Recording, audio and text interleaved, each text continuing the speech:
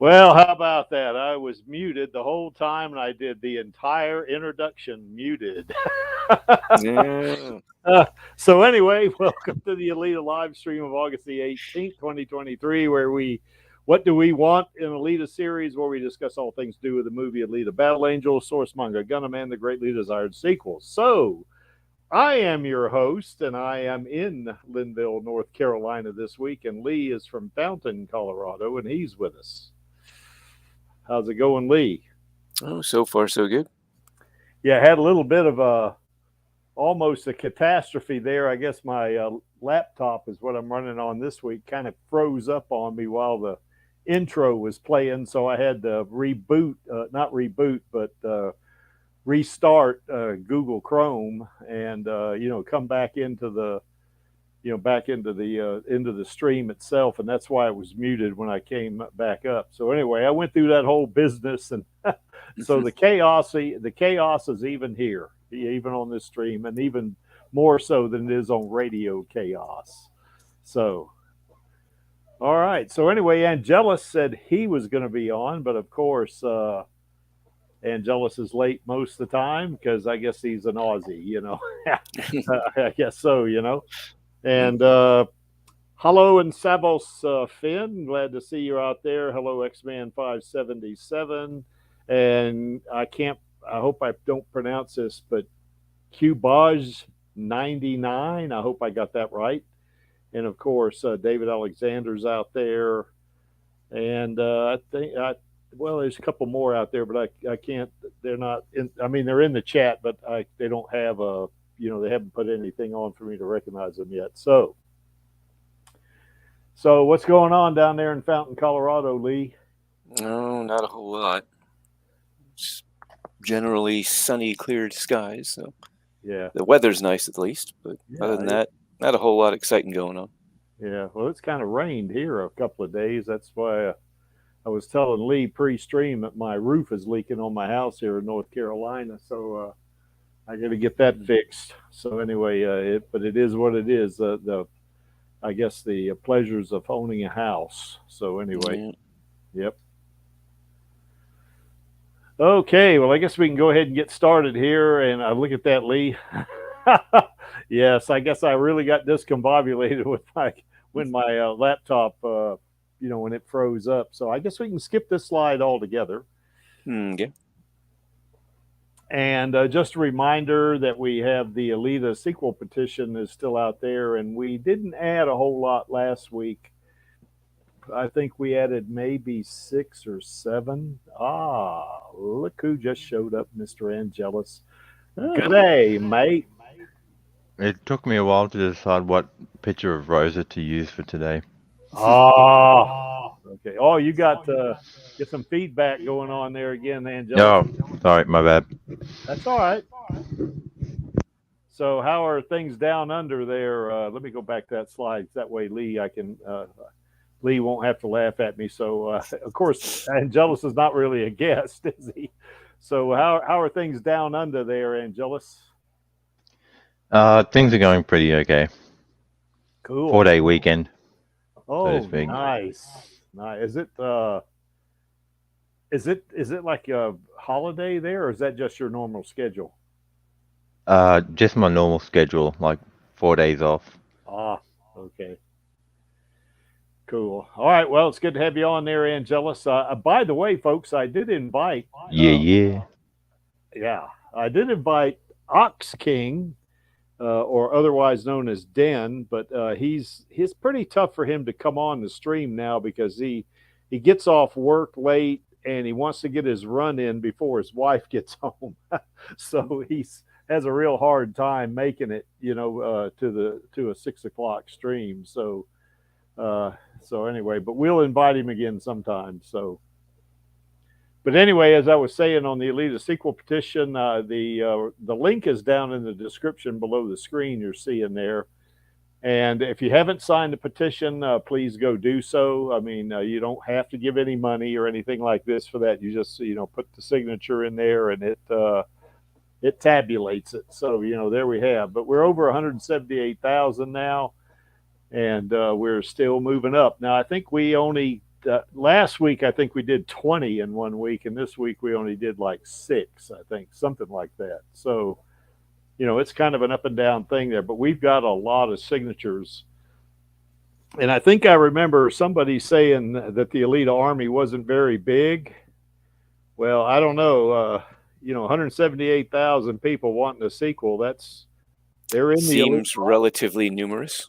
Yes, it does. You know, and I don't know if we're as big as, say, like the Snyder Cut folks, although we do have more signatures than they got, you know, for the Snyder Cut, and say the Star Wars fandom and maybe the MCU fandom, you know, perhaps, you know, they're bigger than us, but 178,000, that's a lot of people. You know, that's a lot of members of the Alita Army. So, but anyway, sign the petition if you haven't done so.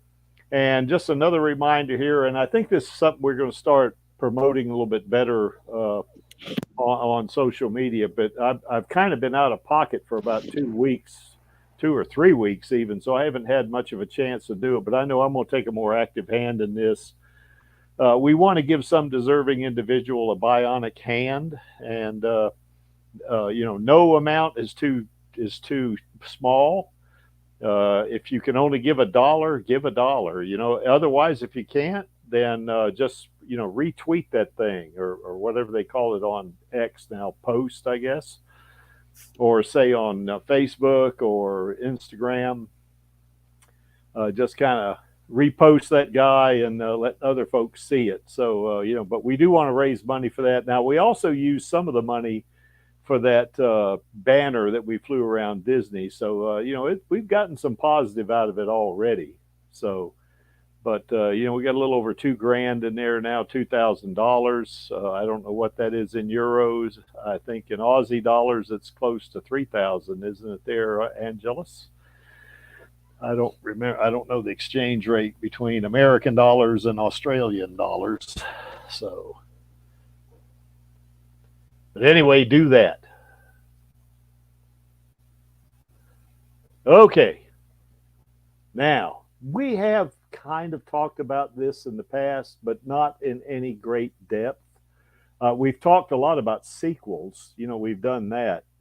But, you know, I think at one point, James Cameron said he was actually open to an Alita series. Now, he probably wouldn't get directly involved with it like he would, say, a sequel, a theatrical release of Alita 2 or 3. He probably wouldn't get involved there. But he said he was open to an Alita series. So anyway, what I did was I came up with a list there, you see, of about 7 possibilities. A couple of them are really not, I wouldn't call them, you know, kind of brand new type stuff. The last 2 bullets there are more or less just kind of conjecture, you know. But certainly we have talked about at some point, you know, what we would like to see in an Alita sequel, which would include some of this. You know, I mean, no telling how James Cameron's going to organize all this. I mean, he might put a good bit of the armed military experience that Alita has as a flashback in a sequel, because he's already done some of that in Alita 1, hasn't he? So, I mean, that's possibility, you know. And in terms of the Last Order, or say the non-canon stories, that's probably any of those stories. The non-canon stories certainly would be more, I guess you would say, applicable, I guess, to a series. The Last Order, that could be a series, but it could also be like Alita 4, you know, or Alita 5, you know, depending on if Alita 2 and 3, if they're profitable, then they're going to go for 4 and 5. That's for sure. Particularly if it goes big, you know, if Alita makes anywhere from $800 million to $1 billion, Alita 2, then it's you know, they're probably going to make an Alita 4, you know, but we just have to wait and see how that shakes out. But I think you've heard me say in the past that I really would like to see a series of her competing in the second league. Because if you remember at the end of the movie, between when she lost Hugo and when she skates out, you know, on the platform at the motorball arena to point Damascus blade up at Nova. There's probably anywhere from a 3 to a 6 month time period there. Judging on how long professional sports seasons are now. Whether it's baseball, football, soccer, cricket, whatever. Those things, they're not done in just 2 or 3 weeks. I mean, these things are done over a period of months before they get to the point where they have playoffs to see who's going to be the champion. So I really think that is a really good candidate right there, that first bullet for some kind of a series, of Alita competing in the second league to become not final champion, but second league champion. And I also think that the Mars Chronicles would be a really good candidate for, say, an anime series, to where now they'd have to tone it down quite a bit because Mars Chronicles can get pretty dark in some places, and if they wanted to do something to bring kids along, in the Alita verse, then they're going to have to kind of make the Mars Chronicles more kid friendly, I guess you could say, and then that way, by the time they grow up, they'll see Alita 2, 3, or Alita 1 for that matter, but Alita 2 and 3 and 4 and 5 and 6 if they shoot those. So, I think that's a possibility there. But anyway, that's the list that I came up with, just kind of pondering it, what would be good candidates for a series. Now, we're not talking about a sequel here. Now, I will say, like I said before, some of this is probably, or could be, in a sequel itself, like I mentioned, the military. So anyway, Lee, what's your thoughts on this? I'm sorry, my just kind of blanked out. I mean, as far as what would be what I would like to see in a series. Yeah, if it's not, well, it could be a little more of a, I guess, in-depth dive on one of those 7 bullets there, or something I left out, I actually wouldn't mind seeing sort of a prequel type thing of her time in the military. Yeah. Like maybe the start of the war. I mean, depending on which you're going with, if you're going to the manga or the movie, because the movie had an actual war between Earth and Mars. The manga just had the, I guess they called them the terraforming wars. Yeah. And that was mainly just Mars was like a peripheral player in that. Mostly, I think it was Alita's involvement in that was mostly as a mercenary hired by other parties to deal with aspects of that conflict. So yeah. I guess it would, that's going to kind of depend on which you go with, the movie versus the manga verse. And I think Mars itself, I think it was mostly inhabited by cyborgs, wasn't it? If I'm not correct, I mean there was probably regular humans on it, but they, in the manga, they were under that dome. Mm-hmm. Well, that's the thing. Wasn't Erica predominantly flesh and blood? Yes, she was a human. Yes. Prior to becoming a... yeah, what I was saying, though, is I could be wrong about this, Angelus. You might help me out here, too, because you've read this. I think a high percentage of inhabitants of Mars were cyborgs, but there were humans on there, that's for sure. So anyway, what's your recollection of that, Angelus? Once you unmute your mic. Oh yeah. There you go. It's more like with Mars. It was more the like it wasn't so much like a way of the times, but the technology of the times, I guess, because I can't really say much without spoiling everything. Read the manga. Yeah. Don't do it, Vladdy. Yeah. Yeah, I think I don't know if it's most, but I think a lot of the people, the inhabitants of Mars, were cyborgs. If I'm not correct, hopefully I'm not incorrect on that. So, or hopefully I'm correct on that. Double negative, you know. But Well, anyway, it doesn't seem outside the realm of possibility, considering the was it the Jovians? yeah, The people that lived around Jupiter all became mechanical, put themselves in a lot of mechanical bodies. So yeah.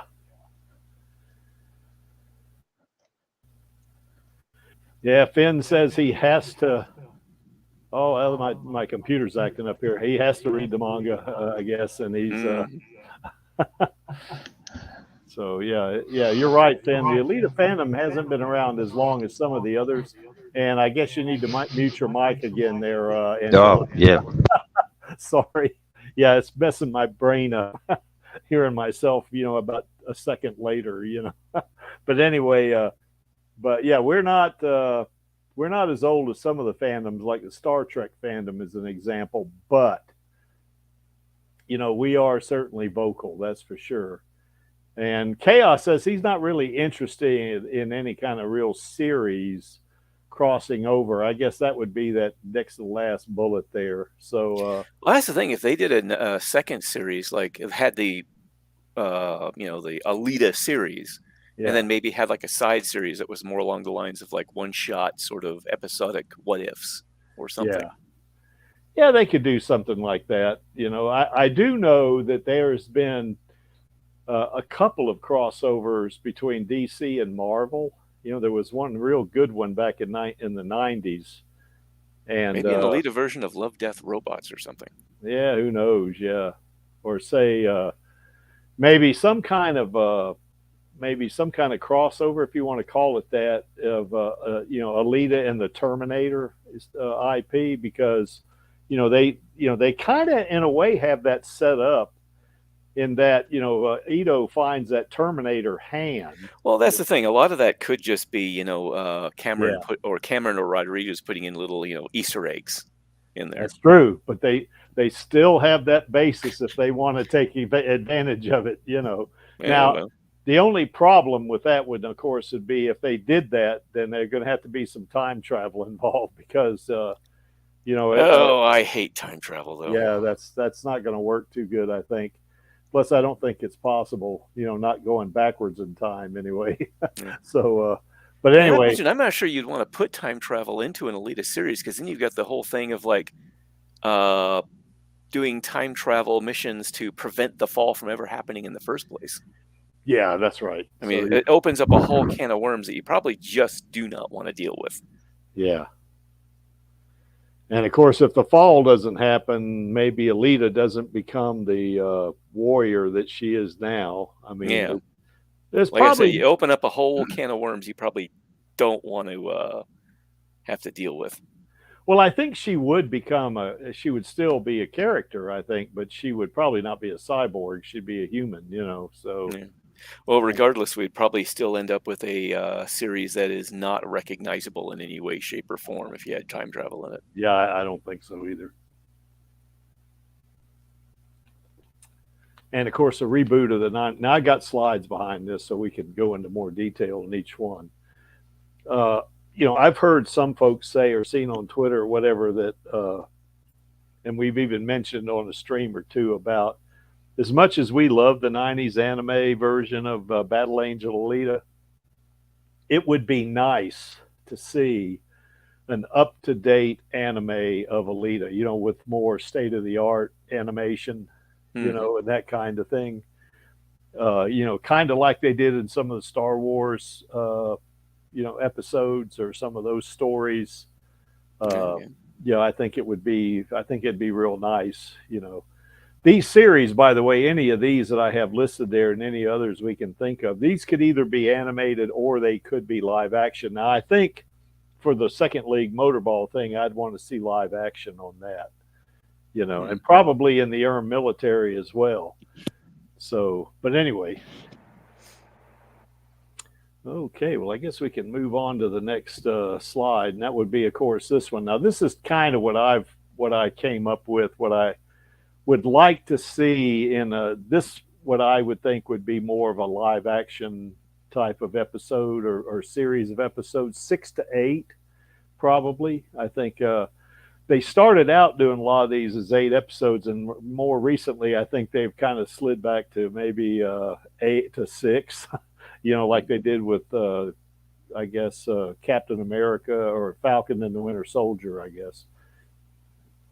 But if you remember at the end of the movie, Alita loses Hugo, and when she skates out on the platform, if you remember, the announcer says in just a few months she has managed to climb through the ranks of the second league. Mm-hmm. Well, there's a whole time frame right there that they could put into a series, and they could do a lot of cool stuff with that, Yeah. And personally, what I would like to see them do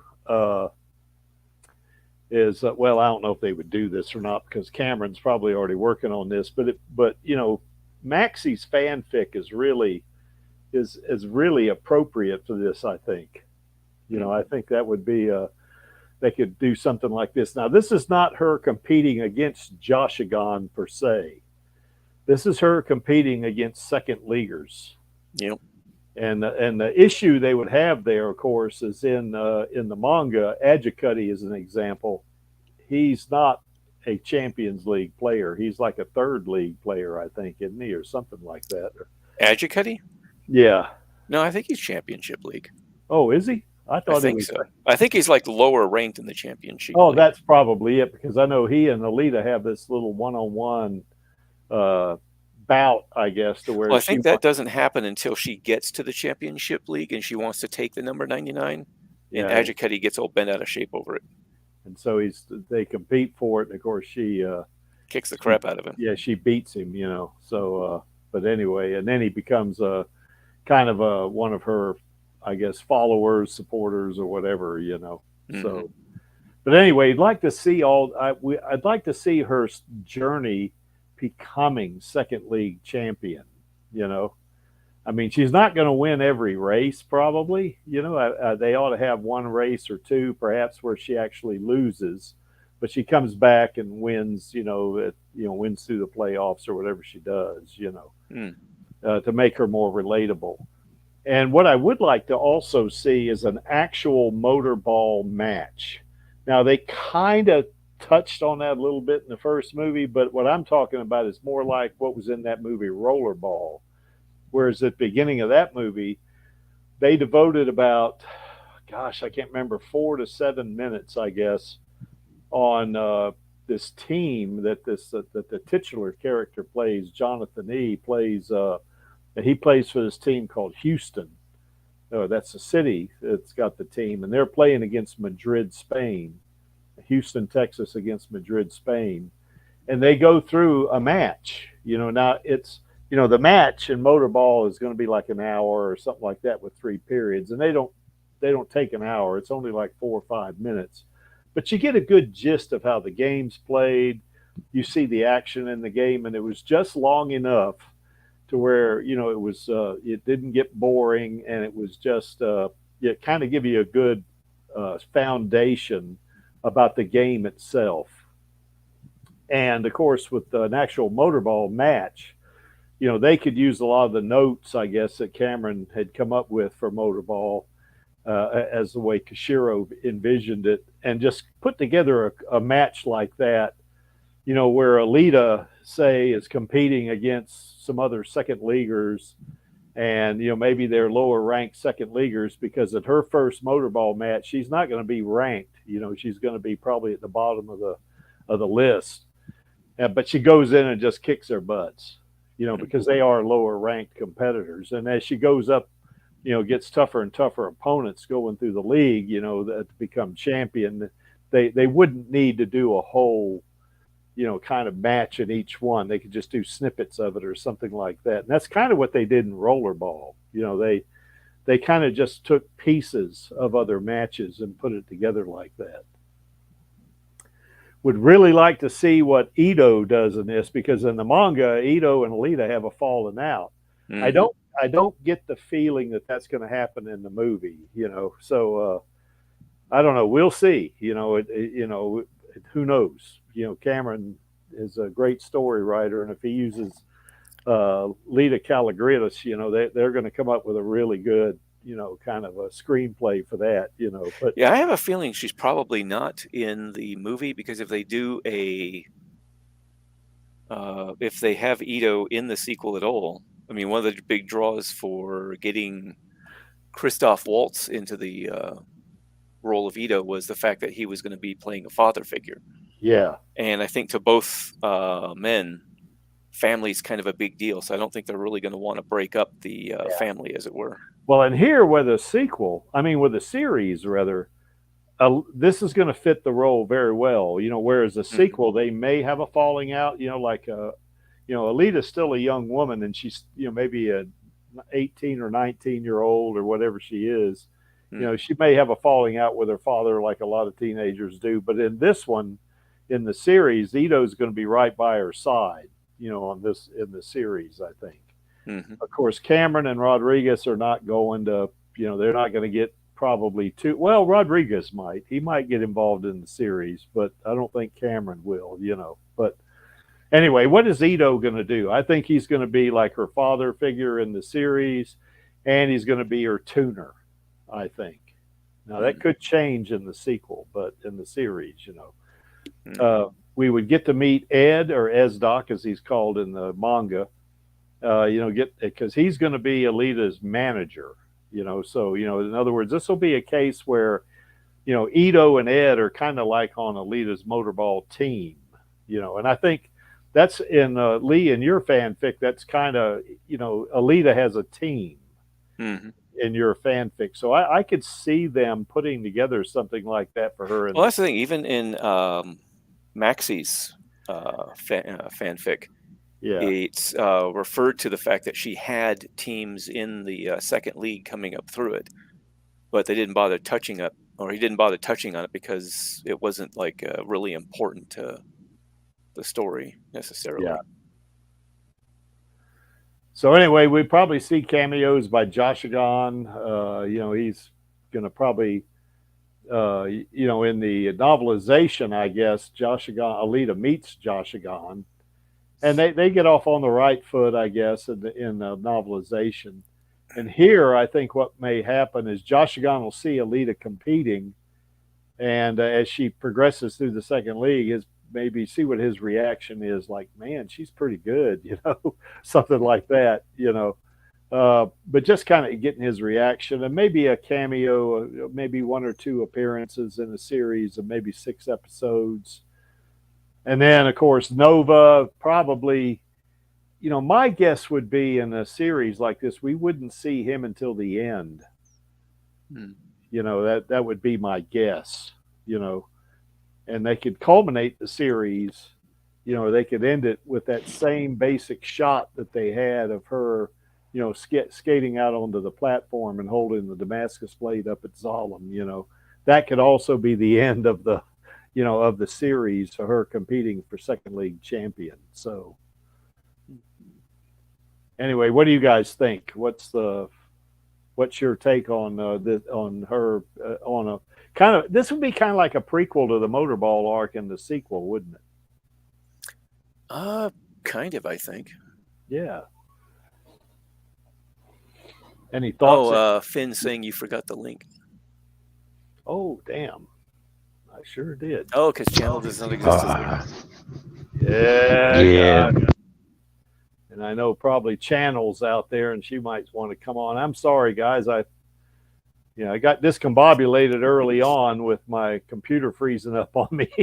So I kind of lost it. But anyway, there's the link if you want to come on, and talk about this. And we'll stick on this slide until somebody comes on, like Channel. I know you like coming on. So if you want to come on, Finn, you can come on too. Chaos is out there. I know he can come on if he wants. So you guys, we'll give you a couple of minutes. So anyway, Angelus, what's your thoughts on this being a series, maybe a series of 6 or 8 episodes? Just have turns on other characters being the focal point, really. Yeah. Hey, Channel. Hi. How's things in Poland? Pretty cool. All right, cool. So anyway, I guess you've been listening. Any thoughts about Alita being in a series for the Second League Motorball Championship? This time I only recently joined in. When you were talking about Ido and Rashugan not wanting to abandon their families. Yeah. So, what's your thoughts on that? On the series, I mean, that was already mentioned in the previous stream, but the series would have the advantage over the movie that there you could show a bit more of the different competitors in Motorball, when in the movie you couldn't really fit much personality or much differences Yeah. between them, while also leaving room for anything else in the story. Because if you made flash out Motorball, that's taking up the entire movie, and you don't really have room for anything else. Whereas in a series, you have more room to expand on things that aren't really plot necessary for the plot. Whereas when you're trying to cram a lot of things into the movie, you kind of have to cut out all the things that aren't moving the plot along, even if they would add to the world building. Yeah, I kind of like the idea that you could introduce new characters too. That's I like that because or you can't. expand on the one that you already have. So instead of just background cyborg with slightly different color palette, you can also, when people see the designs for longer, you can also make people start noticing the differences between designs, because as it stands, it's, if you don't pay attention, it easily just melts into giant robots on wheels. Ah, yeah, exactly. I mean, because that's how many times have we seen them say Alita's a robot? Folks on social media. She's not a robot. She's Yeah. she's a cyborg. She's not a robot. She's not, but the motorballers visually all just melt into robots on wheels, even Yeah. when you know they're not what they're supposed to be. Yeah, I think some of certainly the Hunter Warriors and those two criminals were, they were definitely cyborgs. But yeah, you in that first sequence, I guess when Alita and Hugo go on a date, I guess, to the motorball track, you really don't get a feeling that they're cyborgs that much until, I guess, Kanuba, kind of skates past the finish line. You see his face, it's a human face. So, you'd kind of know at that point. But yeah, Adjicutty and Joshigon and Norsika and those, they do look like robots, don't they? They just look like Norsika looks like a tank. That's what he looks like. I don't mind them looking like robots. They just, if they look like very different types of robots, which I'm assuming they really do, and you look at the still arts, they do, but in motion, it like I said, kind of just all blurs together. And even if I don't mind them looking like robots, because that makes sense for the game, for that they would, it kind of just, if you make it a series, people will get used to the aesthetics and start noticing the different the depth of characters. Also, I noticed in the movie that during that date, the announcer is shouting out the names of different motorballers from the manga. Yes. But I wasn't really able to see any of the designs in the motorballs in the movie. Maybe they were translated, and because I don't remember too well the part from that arc from the manga, so maybe they were well translated. I just couldn't pick up on them, but kind of felt like yeah, I think I said that already. Okay. Yeah. Yeah, I agree with that. I think that here's one of the things I also thought about a series on this, in addition to kind of going in more in depth, on the characters like you're suggesting. But a lot of people that have not seen Alita, that they, because they maybe they're they didn't go to the movies in 2019, and certainly not during the pandemic, even during the re-release. That is, a lot of them. And if this is on, say, Disney Plus, the series is, then people would be apt to click on it. I think, and it would give them a flavor for the whole Alita verse, and it might hook them into wanting to see an Alita sequel, the second movie, or yet another series. Because then they become familiar kind of with the character, and they're going to say, oh, I want to see more of that. you know, and they'll be looking for a sequel, you know, because I think if they started putting a series out and start doing 2 or 3 of them, then what I do think is that the size of the Alita Army would I think it would grow pretty fast, you know, for one thing, and you'd get more fans wanting to see the movie. That's just my opinion, you know. Certainly, I'm no expert at this, but that was my thought, because I'm relating it back to when I first saw Alita. You know, when the trailers came out, I had no interest in seeing Alita whatsoever, which I know that's almost sounds like heresy to you guys out there, doesn't it? But yeah, I said I don't want to see a teenage girl beating up on androids and robots and cyborgs and stuff like that. I'm not interested in that. And then I just happened to say, well, it was on HBO, and you know, I was on a business trip to a town I'd been to many, many times. So I just wanted to stay in that night. And I said, oh, okay. I flipped through and I saw HBO was on there, and I said, oh, I think I'll give this a shot, you know, just to see what it was like. And I was hooked. I got hooked pretty fast, particularly when she stuck her hand in Garishka's eye. That hooked me. Yeah, I was hooked right there. She got me. So, but I think that would happen if people saw a series like this. I think it would be more. It'd be more of an enticement, I guess, or more of a warm up for people wanting to see a sequel. And I think it would kind of, you know, I think it'd just be more of a encouragement, I guess you would say, for them to see, or to see the sequel. I don't know. What's y'all's thoughts? I also didn't. Oh, go ahead. I also didn't see in the movies. I saw a lot of trailers, and I thought it was about some elf. And then I looked it up, and I saw the anime on YouTube, and I watched the entire anime. And I was 15 at the point. Wait, what year was it? 2018? 2019. Yeah. I believe it was 2018. Oh, it was when you saw the anime? No, the movie. The movie came out. No, I think the movie came out on Valentine's Day in 2019 is when it came out. I was 14, so I was 14 years old, and I watched the anime on YouTube, and I could not sleep after that because the anime slightly traumatized me. So I decided that maybe it's not a good idea to go watch the movie because I thought it would be as brutal as the anime. Then I found out it wasn't, but that by that time it had just come out of theaters in Poland. So I ended up watching it on DVD when it came out on DVD. And I loved it. And I decided that if there's a second movie, I am absolutely watching it in theaters. You betcha. And there was no re-release in Poland, so I didn't really get to correct the mistake of not going to watch it in the theater. And it's 14 plus 2, so it was just in the age limit. Yeah. Yeah, I only saw it one time in theaters myself, but because by the time I got hooked on it, which was in March of 2020, the pandemic was already starting up, you know, and movie theaters were closing down. And I didn't see it till the re-release in America, you know, in what was it, 2021, I think it was. Yeah, I believe, because was it? No, it was October 2020 when I moved. Yeah, it was October of 2021. I remember.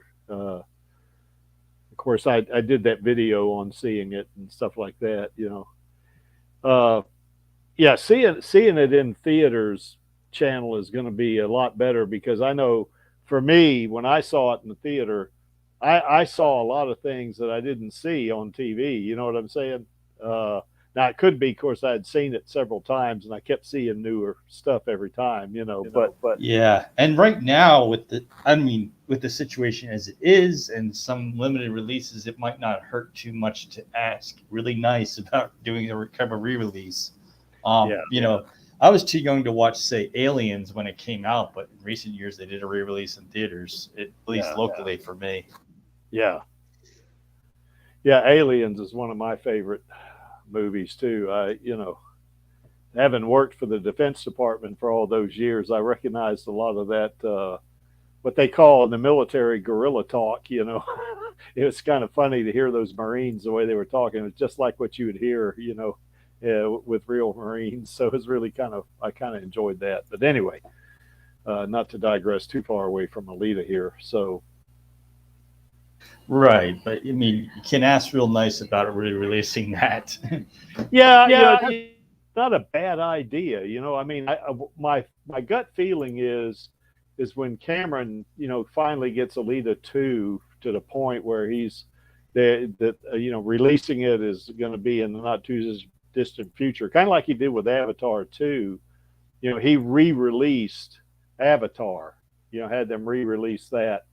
I think with Alita, what I hope they do is they put some of those deleted scenes in there, and then maybe do a couple of, pickups or, a reshoot or something like that, or maybe additional segments, and expand that thing to maybe 2 hours and 30 minutes, so people can see more Alita, more of the movie and stuff like that, But that's what I hope they do. There were a lot of scenes that were cut out, some of them to the novelization, and we don't need them in the movie. Yeah. Like Alita discovering, that's a good thing that did not make it into the movie. But scenes that could have made into the movie, like a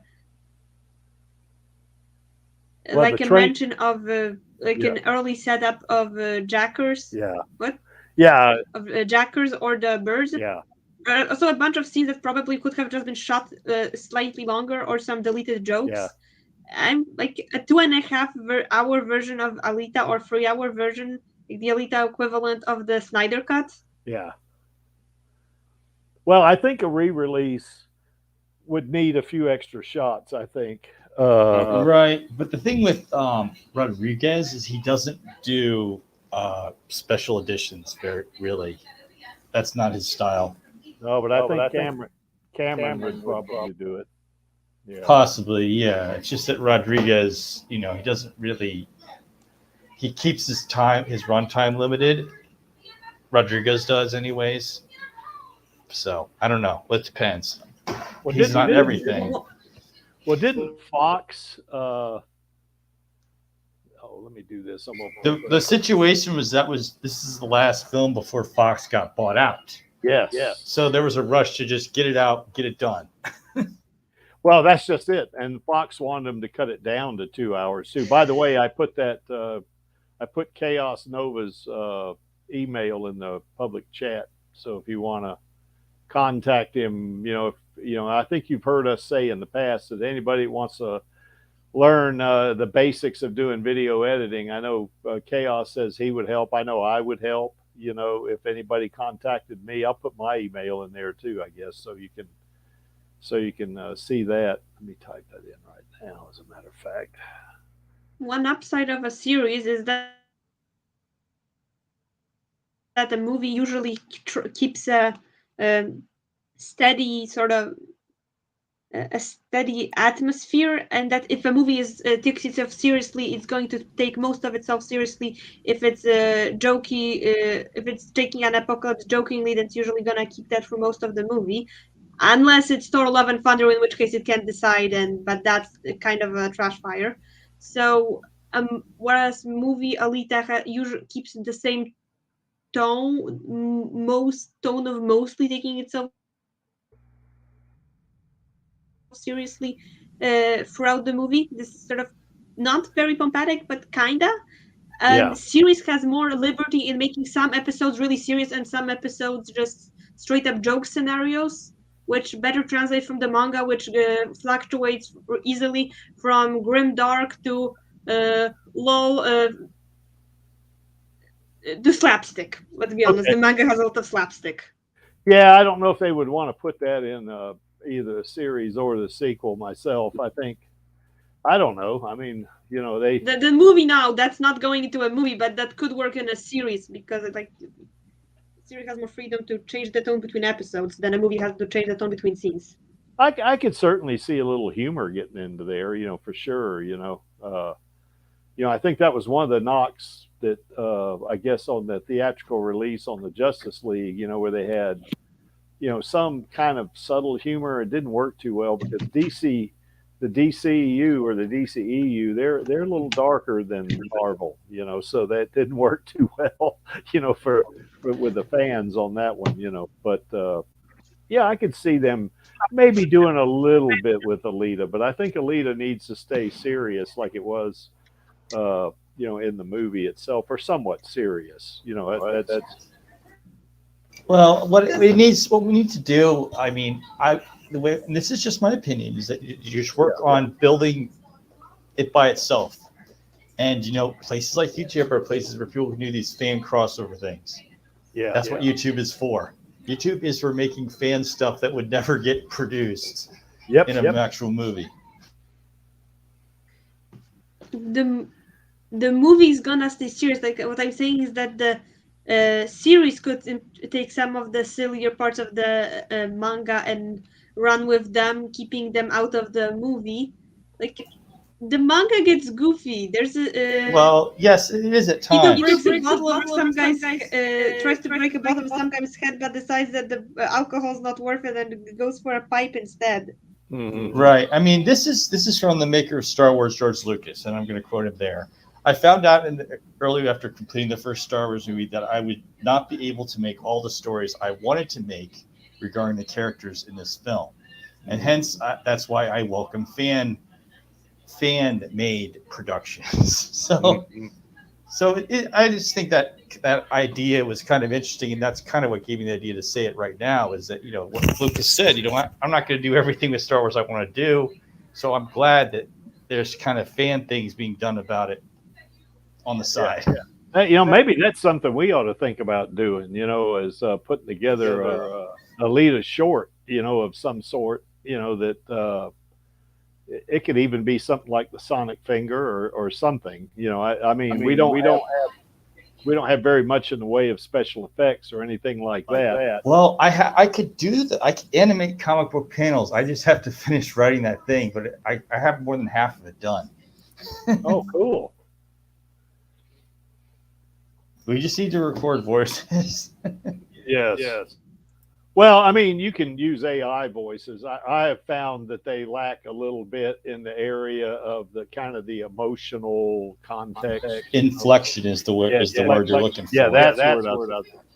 Yeah. Why is there so much echo? I think Chaos may have his Chaos YouTube. is muted. No, I know he's muted, but I'm just trying to mute so I don't get too much background noise in here. yeah.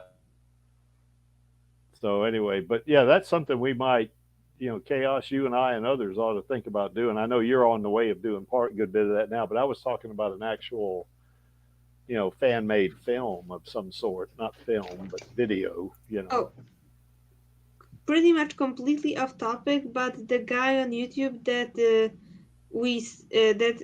his video on cosmology of Gun that showed up during the YouTube search. Lore Master Cerula. Yeah. I watched. He called me. Oh, cool. I watched like half of their videos so far. They're cool. Well, Also, Chaos, when you do the analysis, can you like when you put the facts and it's a white text on a green background, it's interesting, but it's almost impossible to read. Yeah, I have that problem too when I put I don't do captioning, I just do kind of a explanation at the bottom of a lot of my videos, and you have to make sure you got a dark background if you're going to use white letters. So when it's on a slide, and it's almost impossible to read because there's almost no contrast, and the green is neon. So I mean, dark green also works with the theme. So could you?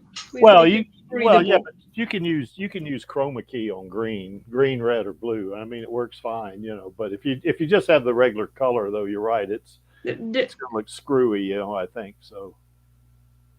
There's like a rule that if you put something in the grayscale and you can't see contrast, then it's not gonna work well when you put it in color, even if the colors contrast. Yeah, I tend to use. It's still not gonna look good. Well, I use chroma key on a lot of mine, so it works. It works for the most part, it works. I mean, they're Pretty well. You just have to adjust the edge and Yeah. shadow with that effect. Yes, that's right. That's right. So anyway, I guess let's get back to Alita here. But I do agree that it's not a bad idea for us to start doing some fan-made stuff, because for one reason, I think it's going to demonstrate to Cameron and Rodriguez and Landau that, you know, hey, the fans we are hungry for this, you know, and we're so hungry for seeing stories about Alita that we're willing to you know, do our own productions, you know, to you know, at least keep us going, you know, until a sequel or series comes out. So anyway, any other thoughts, I guess, about Alita's second league motorball experience, you know, how she climbs through the ranks of the second league and becomes a second league champion? Anybody got any thoughts about that? Any like maybe little, you know, storyline that's not in one of those 6 bullets there that maybe I missed or something like that? Her weird artificial plushy pet that should have funny sounds when it moves. What is this again, channel? The Kimchi, what's called the weird tiny Oh, that plushy little pet? critter, yeah. It's chibi. and I Oh think- yeah, not chibi. Yeah. Sorry. Yeah, it's kimchi or Kimchi. something. So Yeah. Kimchi should have make funny sounds when Wait. it moves. Wait a minute. They're calling that Korean food kimchi. Is Yeah. it spelled that way? Yeah. Well, at least they didn't call it a balloon. Well, not everyone likes kimchi. It's kind of, some people say it stinks. Yeah, it does. Some people, I have a friend who called Bigos a biological weapon. Well, if you Well, eat it- no. Kimchi is it's a cabbage that's been in vinegar, Yeah. so it's a lot of people hate the smell of it. I like eating Yeah. it, but I stinked out Well, too many people it could by having it in the fridge. Well, it could be a biological weapon, and if you eat it, it might make you sick. I mean, I've never it's tried kimchi. vinegar. That's It's, what comes in it's Bigos. vinegar. It's Yeah. cabbage and vinegar. I mean, Yeah. so it's Kimchi. okay. Yeah, it's Korean food. It's cabbage and vinegar. I mean, Bigos is also mostly cabbage, but with It's basically pickled cabbage. It's preserved with oh, okay, vinegar. that's kind of close to Bigos. The smell. A lot of people hate the smell of it, though. So Yeah, it's not my I favorite. irritated my roommates in school by having a jar of it in the fridge. I had like a small bucket because it's Bigos takes like you don't cook it in one go. You cook it over periods over like 3 days. So you when you make it, you should make a big amount. And I had like a small bucket of in the fridge, and I pulled it out a while later, and I proudly told him that I found this bucket of Bigos in the fridge, and he was disgusted, and he said like, "Where am I throwing it out, or is it a biohazard?" No, it's good after. It's better when you're heated. It's preserved from all the vinegar, but people don't like the smell. Okay, well, I'm going to bring this back to Alita off of the, I guess the Alita. Okay, let's talk about food and Kimchi. no more flan. Okay. Yeah. Oh no, we got to talk about flan now. Not here though. Oh, but not about. Are you, hey Creek? Are you volunteering to do a Dusty Nova voice or something? Who, me? No. I like that voice that you came up with here about. It was I got it. I AI processed it by mixing, Christopher Lee with Graham McTavish, 2 different Count Dracula voices. It sounds pretty good to me. So I don't think Chaos would have, or not Chaos. I don't think Nova would have a Southern accent. So that's just my opinion. My friend, we we read the manga aloud, and he had an amazing Nova voice, but he refuses to record it. Yeah, it is the same friend who was absolutely disgusted by Bigos. Well, I'm gonna move it back to Alita, and let's go to the next slide, Mars Chronicles. Okay. And of course, Mars Chronicles, a good bit of that, with the exception of Volume 7. And I understand Volume 9's out now. Angelus, I don't know if you knew about this or not, but I've been seeing it on Amazon, I guess. I'm gonna check it out. Yeah. Yeah, I got to get that sucker if it's out, But anyway, a good bit of Mars Chronicles. 7 of the 8 that I've read it pretty much deals with Alita as either a toddler or a little girl. You know, she's not like now in Volume 7. She's kind of like you see on the panel there on the right. You know, she's a she's an Erm berserker. You know, at that point, I guess, or a mercenary, I guess, basically. But certainly in Mars Chronicles, we get to see some characters, you know, that are not in, you know, the movie itself, and that would be Erica. Of course, is kind of her. She's not a sister, but she's kind of like a sister in a way. But they have an adversarial relationship, basically, when they. She's a sister figure. Yeah, a sister figure for sure, you know. And when they're young, when they're very young, when Alita's a toddler, they're both very close to each other. But as they grew up, I think that's when they started, you know, growing apart, you know. You know, Erica, you know, tries to kill Alita and stuff like this. And I think Alita does kill Erica at one point, and they bring her back as a necro soldier. But anyway, you know, she's like Channel says, she is a sister figure. And then there's this guy called Baron von Muster. He's kind of that guy there. He's pretty evil, I think. And he's you know, Erica takes up with him, I guess, and Alita goes her way, and I guess that's where they start growing apart. But he's kind of an evil bastard, that guy is. Then there's Kuhn. Now he's in Volume 8. He's kind of a Panzerkunst master, I guess. Is that what you would say about him, Angelus? I think he's one of Alita's teachers, even, I think, at some point. So does that sound right, Angelus? I'm not sure. Yeah, wait, no, Kuhn was just another male counselor. Low ranking. So he didn't, that's right. I know he didn't train Alita in Volume 8. I know that, but I think Alita looked up to him, but Erica wanted to kill him.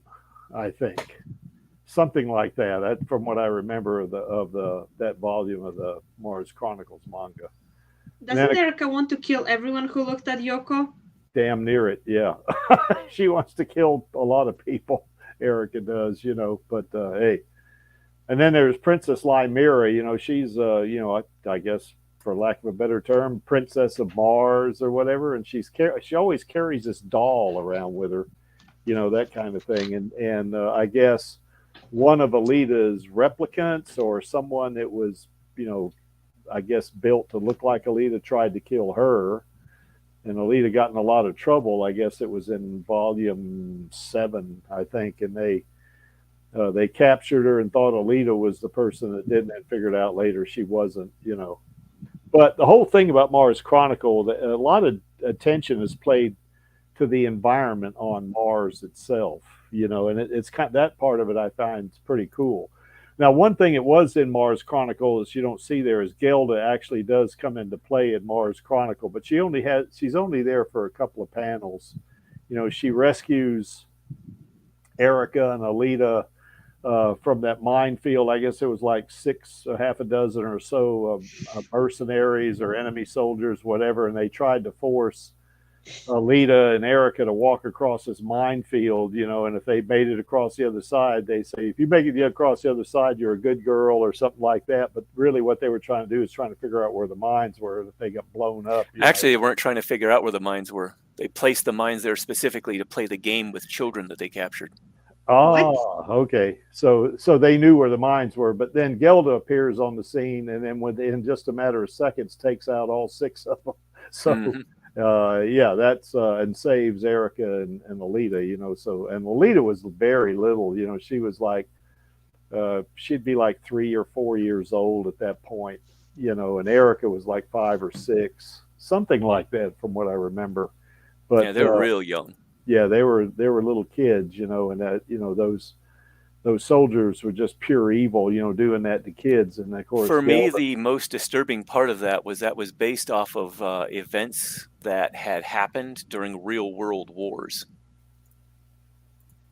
That is, things that soldiers in some countries during certain wars would actually become depraved enough that they would do. Yeah, not necessarily just with children, but just with POWs or civilians that they captured. yeah, yeah. That's pretty evil right there. And I hope those sons of bitches got what they deserve too. So anyway, but anyway, Mars Chronicles is kind of like a, yeah, I guess you could consider it a prequel to overall Battle Angel Alita or the original manga. You know, the thing about it, I guess Kishiro started writing that thing in what 2001, wasn't it, or 2002 or something like that. Last order started in 2000, near the end of the year, but 2000 Yeah, nonetheless. Yeah, that's right. Whereas Battle Angel Alita, or or what he called Gundam, 1990 to 95. Yeah, that's right. Yep, that's right. Then the video game Martian Memory was 1998. Yeah. So anyway, so this is kind of out of, almost you'd think out of sequence from a story standpoint, but that's kind of how you put it together, So. And just a little warning: some of the things that you see in Mars Chronicle happened in the video game before Mars Chronicle was even published. Oh wow! So, and if you want to find out the real origin of Alita, go read Mars Chronicles. I think it's volume 6. I guess it is at the end of volume 6, maybe. I think that's the one. It's pretty. It's pretty wild. When I read it, more like disgusting, but yeah, that's right. So yeah, I went, holy crap! I read that. So, and then of course, Last Order. When was Last Order written? Chaos? Do you remember? I don't.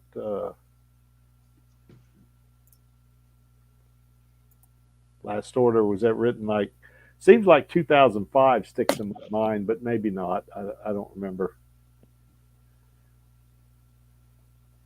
So anyway, that's kind of what I had just as a thought there for Mars Chronicles. Lee or Angelus, what do you guys think? Is there? Am I leaving? I know I'm leaving a bunch of stuff out here because Mars Chronicles. I remember from Mars Chronicles, reading it with my cousin at one point with the Master arc, where there's this young girl that's the daughter of the guy Master is pretending to is posing as. And we didn't realize that's not in any way, she's not related to him, and we assume she is. And I say, oh, so she's Alita's cousin. And my cousin looks like she's cute, she's Alita's cousin. Yep, she's about to die. Jesus, yeah. Who was that cowboy character? She then was turned into stone, so we were slightly off, but not by much. Yeah. Who was that cowboy character in there that kind of saved Erica and Alita from... God, I forget who it was that was tracking them. I know you're talking about with the leader's surrogate mother as well. Yeah, no, I'm talking about the cowboy-looking character. Had the big Stetson. Yeah, Alita's adopted mom was there too. The one that. Yeah, I know, but the cowboy character. What was his name? I don't remember. Yeah, because they're I guess their mother figure, I guess is what it was. She gets killed, right? I mean, Erica kills her. Yeah, but I mean that cowboy character kind of protects Alita and Erica, and I can't remember his name now. Do you remember Lee or Angelus or Chandler or Chaos? You guys remember who that character was? I guess not. Anyway, I have to look that. No, I can't. Yeah. They were like, there was like a group of them, and then one of them turned on the other two. There's the whole part where they follow Erica and Yoko, and then Master pays them to switch on their boss and instead work for him, but then they the team breaks up or something. There's a whole side story with them. Yeah, I think so, and I think that cowboy character, he ends up getting killed, I think, but he actually protects Erica. I guess. Yeah, a lot of people in Mars Chronicles die. That just seems to be the standard procedure there in that manga. It's almost weird that Zoe didn't die. Yeah. So anyway, guys, anything am I leaving out on Mars Chronicles, do you think? It's almost muted, so we didn't well, almost mention there's, it's going I to come mean, back. Negative. Mars Chronicles is a little complicated because it's also there's the present day timeline too. Yeah, that's right. Yeah, Volume 7 is definitely that. So,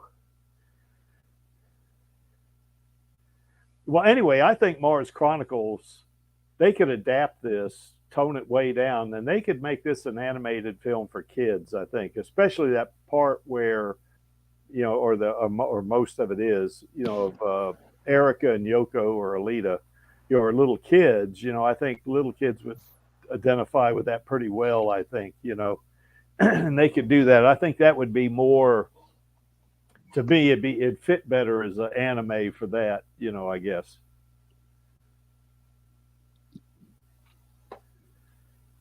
So any other thoughts about this, you guys?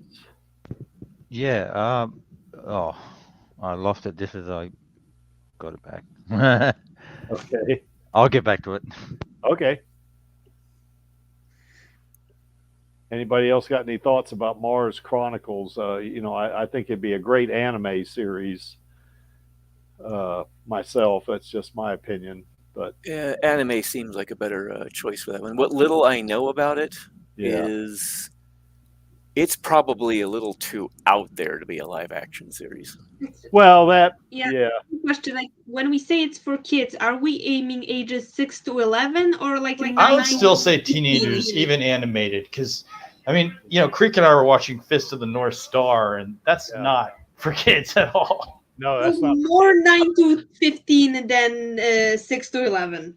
I would say teenagers. I mean, there's a lot of animated stuff that's for teenagers or even adults. Since you got Yoko and Erica are real little kids, I think you could adapt a lot of that, you know, to where little kids would watch it and it would be fun for them. It would barely be Mars Chronicle though if you made. Well, it wouldn't there are be. things for, It wouldn't be dark like because the manga, censorship in current kids cartoons is getting weirder in it, as in it's drawing a harder divide between shows for teens and shows for little kids, and things that used to be allowed aren't really allowed in shows for Well, younger kids. that's the thing that works in Japan and Korea is they have ratings for anime.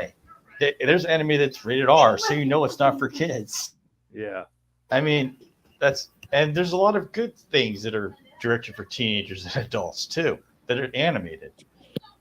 Vampire Hunter D is comparable, and there's 2 movies of that. They're comparable to a lot of other regular horror movie live action Dracula movies. It's pretty good. I recommend that one too.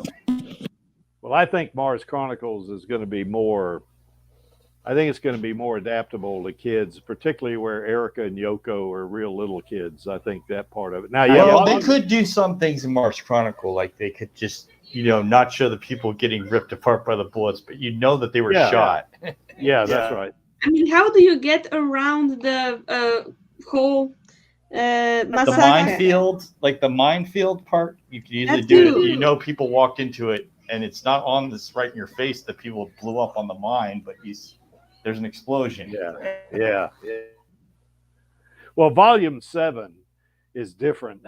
They could do what happened in the video game. Because in the video game, you see like a face popping out of a guy's shoulder, and that's not as graphic as what the manga did. No, that's right. Yeah,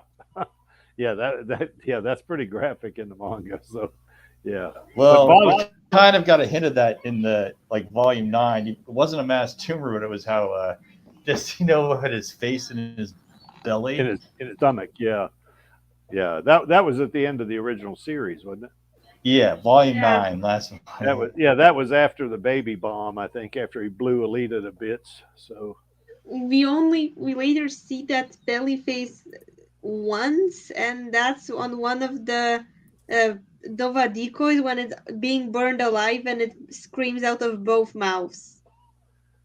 Yeah, which kind of raises the question: can Nova be consciously using both at once, or is it only one at a time, and it's the shock of getting burned alive that sort of overrode it? I think the shock. the shock of him screaming both at the same time, because I think that's what would happen. I mean, if you're being burned alive, you're not using any kind of logic, to try to, figure out Well, I mean, he was able that there was like multiple Destiny Novas, and he's just killing his own clones. Yeah, that's right. Well, X was killing his own clones, anyways. Yeah, that's right. That one was being killed by the Zalamite girl. No. Like he had a lab. He had a laboratory. Yeah, I know. full I'm of saying cut-up that bodies. the only one that we see screaming with both mouths. Oh yeah, the Destiny Novas. That's the one that was. But there were the ones in the laboratory that were already dead. All the clones of Destiny Nova that were dead, and the bodies hanging around. Yeah, They all Nova. have the second faces cut out, if you remember. Well, Nova does show up in Mars Chronicles in Volume 7. He does show up there because Alita's looking for him. And I forget, it's been a while since I've read that, so I forget what the premise was behind her wanting to.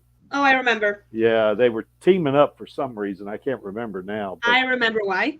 Why? So Alita wants to unzombify Erica, and Yes, that's right. Mu is bailing out Alita, and she says that, oh, I know a doctor. He's not really affiliated, and she takes him to her to Supernova, and then acts surprised about them knowing each other, which is bullshit. There is no way she knew Nova personally and did not know that he had any involvement with Alita. Well, let's see. Well, there's we don't know what happened for a while, so I don't know. Yeah, that's right. Plus, in Volume 7, that's even after the original series. So yeah, she would still know Nova, I think, wouldn't she? Yes. Yeah, there's no way Mui knew Nova, but didn't know about Alita and Nova having anything in common. Not really in common. That they had any contact before. Well, I do think though that Volume 7 of Mars Chronicles being more the present day, if you want to think of it as that in the Alitaverse, that happened. That happened after the original series, actually, even after the Last Order. I think it's after Last Order. It's 5 years time skip from Last Order, because it's 3 years after Last Order. So and she did know Nova in the original series and the Last Order. So yeah, she would know him in Volume 7, I think. So yeah, that's what I'm saying. She would know. All I'm saying is that Mui knowing Nova, but not figuring out knowing Nova and Alita, but not figuring out that they know each other, doesn't make sense. Huh. Now, you're you're not talking about Eli, are you? What? Eli? You're not talking about Eli, are you? Well, there was the guy that says we don't know any Destiny Nova here, but obviously Supernova is on Mars for some reason. Yeah, hold on, guys, just a second. Lee's got to go. So anyway, thanks for joining us, Lee. See you around, Lee. See you, Lee. Yep, you guys take care. Have fun. All right. Take All right, care. we'll see you. Bye. Bye. So anyway, getting this thing back to the Mars Chronicles itself. Yeah, Volume 7 and even Volume 8. It's kind of weird. Volume 1 through 6 of the Mars Chronicles is kind of Alita as a little girl and all that. Then Volume 7 comes along, and it's kind of like after the Last Order.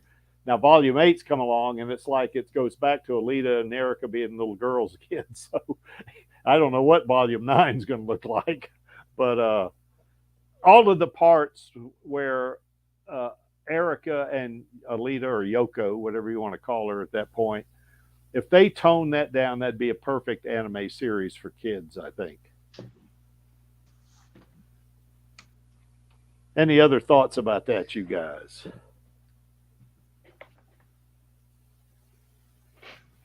Okay. Negative. The military. This is something that we're probably going to see some in the sequel as well, in the form of flashbacks, I think.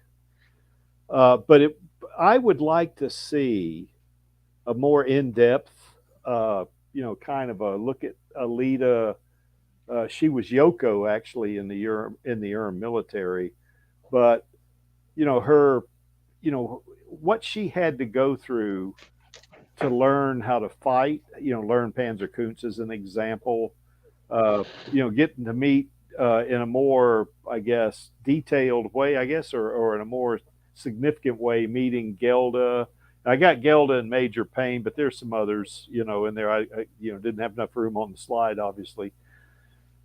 But just her time as an berserker, they could do a live action series on this, and this would even precede, say, the Second League Motorball and the movie type thing, and it would be between the Mars Chronicles anime series and the movie. That's kind of the way I see it. But I'd like to see a lot of her doing things as a soldier, And I remember she was in special ops, so she got specialized training to be in special ops. I'd like to see what that was about, because that I think that, coupled with the fact that Alita learning Panzerkunst particularly is kind of a lot of who she is in the movie, even though she doesn't remember it. But when she gets in a situation where she has to fight, it's like this instinctive. Well, she wasn't a cyborg, you would say muscle memory, but this instinctive ability to fight, to employ tactics or whatever, on the fly, in combat, say, or something like that. How did she get to that point? Because that's part of her as a person, So anyway, thoughts, guys. What do y'all think?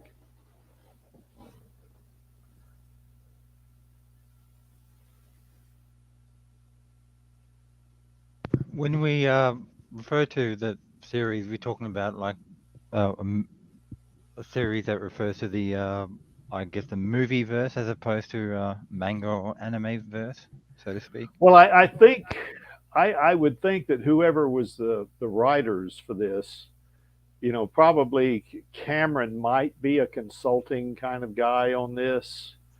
He might be, or say maybe even Rodriguez. But I do think that they would take a lot of artistic license, if you will, or literary license, and probably, they would probably adapt it.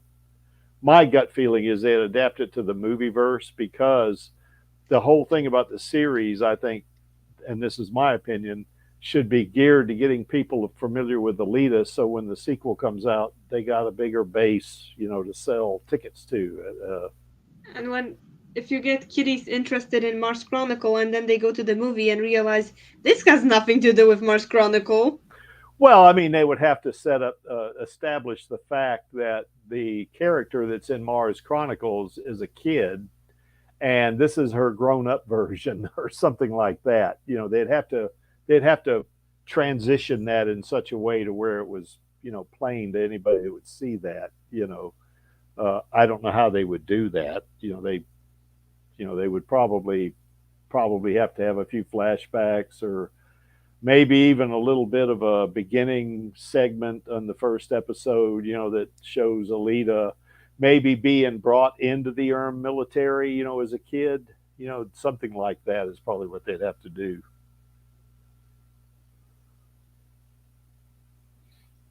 But I think they could do 6 or 8 episodes on this. Take her from being recruited into the military, and then training, putting her in different bodies. Because when she first goes into the military, she's not in a berserker body. She's in a regular training type body. And by the time she's 17, she then gets into a berserker body. And she probably was in 2 or 3 bodies before that, although we don't have a lot to go on, I guess, in the manga, and certainly not in the anime. But I think they could do something like that to establish the fact that the person that was in the Mars Chronicle as a little toddler / kid this is her grown up version. That's kind of the way I'd see them doing it.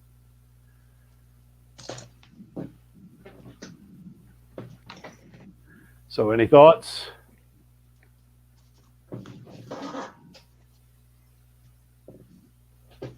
Negative. Okay. So anyway, Alita's I'm kind of scared with fandom culture that Alita was more popular, you'd have a lot of people shipping Erica with Alita. Probably so, and they could probably start Erica out in the military, and then she goes rogue or something like that. You know, they could do a whole episode on that one. You know, and both of them going in their first episode. Maybe a good part of the beginning of that was them being little girls being being recruited into the military, and then stuff like that. It's kind of like what they did in that movie Soldier. And I'm getting some feedback again now, a little bit. Oh, my bad. That's all right. In that movie Soldier, that's kind of what they did. They Kurt Russell. Kurt Russell's character. They show him even starting out as a baby, and then there's a little boy. He's in class. He's on, and actually Kurt Russell's son was actually in this movie because they looked a lot alike, And at the first 10 minutes or so, I guess it was, it could be 15 or definitely 10. Just that, him progressing from baby to, adolescent, and then of course after that they transition into Kurt Russell being Sergeant Todd, fighting in the military, so they could do something like that with Alita. I think in the first episode they could, that maybe half of the first episode they could show her, her beginnings in the military. That's probably the way they'd probably do it, I guess. It'd be real neat to see her learning Panzerkunst too. That'd be kind of cool. That'd be like in the second episode or something like that. Or maybe the third, because I think Panzerkunst, that's probably specialized training. So she'd probably get the standard military training would be in a good bit of the first episode and the second episode, and then learning Panzerkunst in the third episode, and stuff like that. They could kind of make it progress like that, I guess.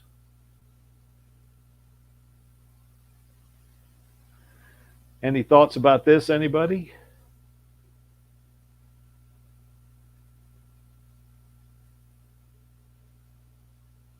Not from me, no.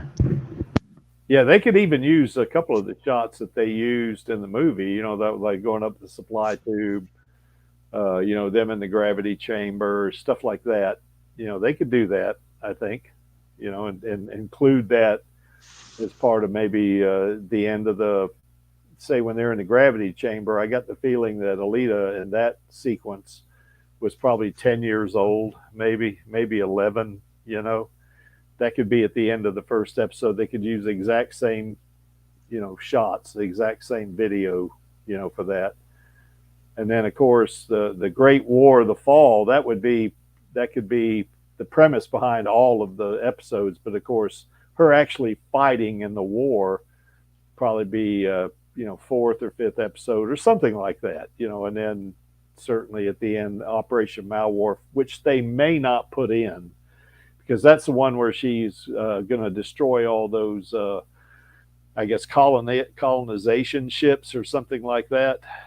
She's going to blow them up, and they may not want to portray her like that. Although in the manga, it's Alita, in the military, she's pretty bloodthirsty. She's kind of got a lot of bloodlust going there, and she's not like she is in the movie, at least. So,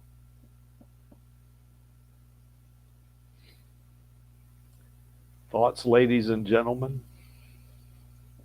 or lady and gentlemen.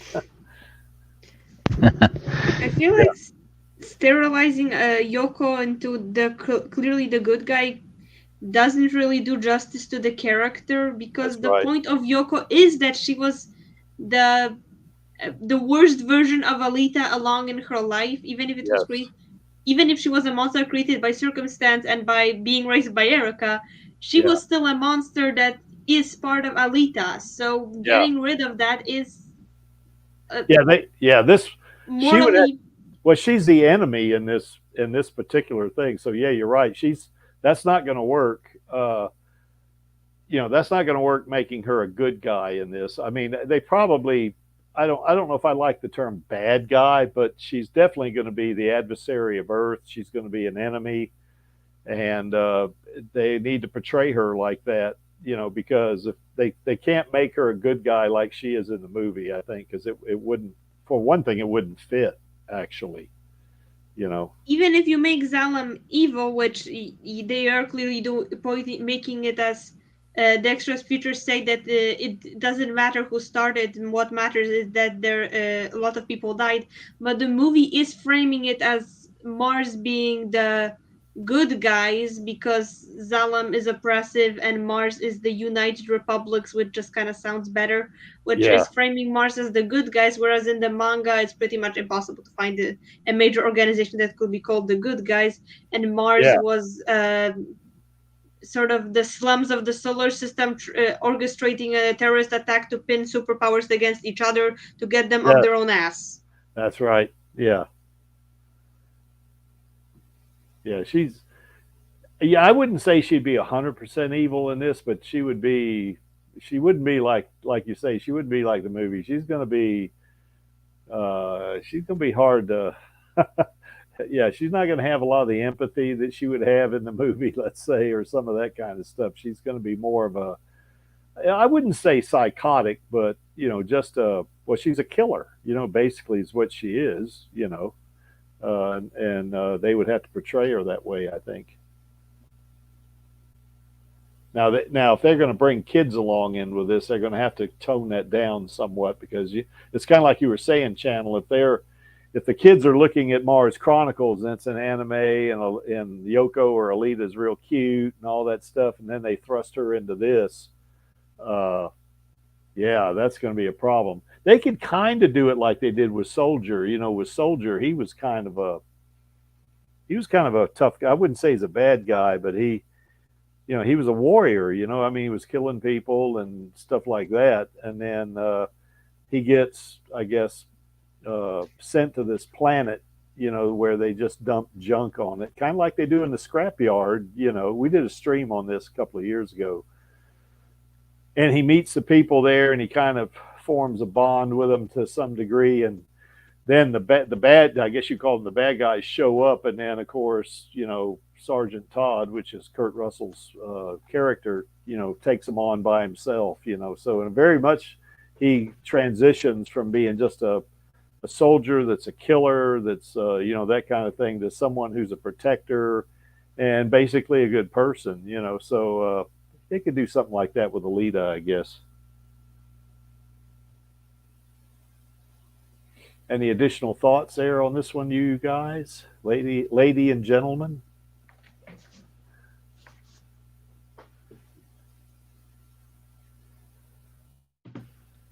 Okay, I guess we can move on then to this one. Now, I know, Channel, you said that I guess that the Alita in the Army military would be the worst version of Alita. Well, she's going to be pretty bad in this version. Not in the worst version, as in the internal antagonist, which is kind of why I didn't like Colonel Payet, because Alita already has an internal antagonist that works way better than some guy she only met once. Yeah.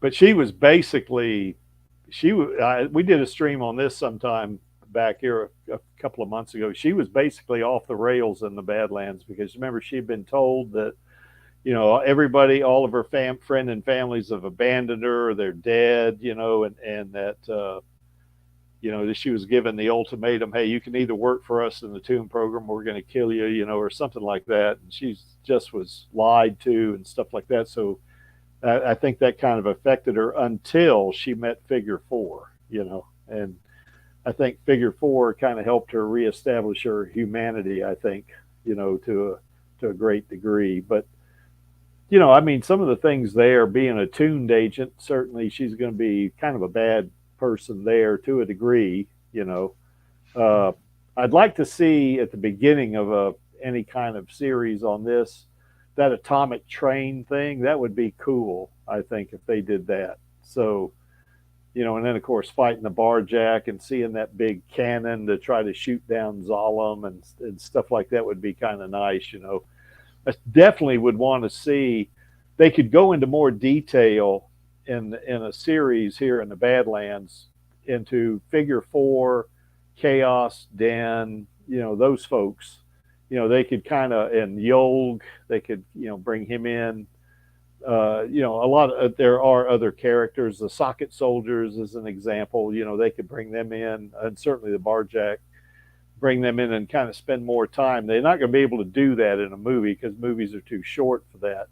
But if they had like 6 or 8 episodes of this that are each an hour long, they could really go into a lot of depth, into the characters and what Alita's doing in each episode and things like that. So, any comments on the Badlands series, you guys?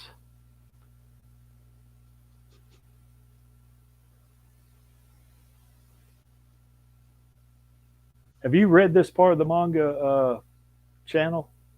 Yeah. Okay. It's in the first series, kind of hard to miss. Yeah.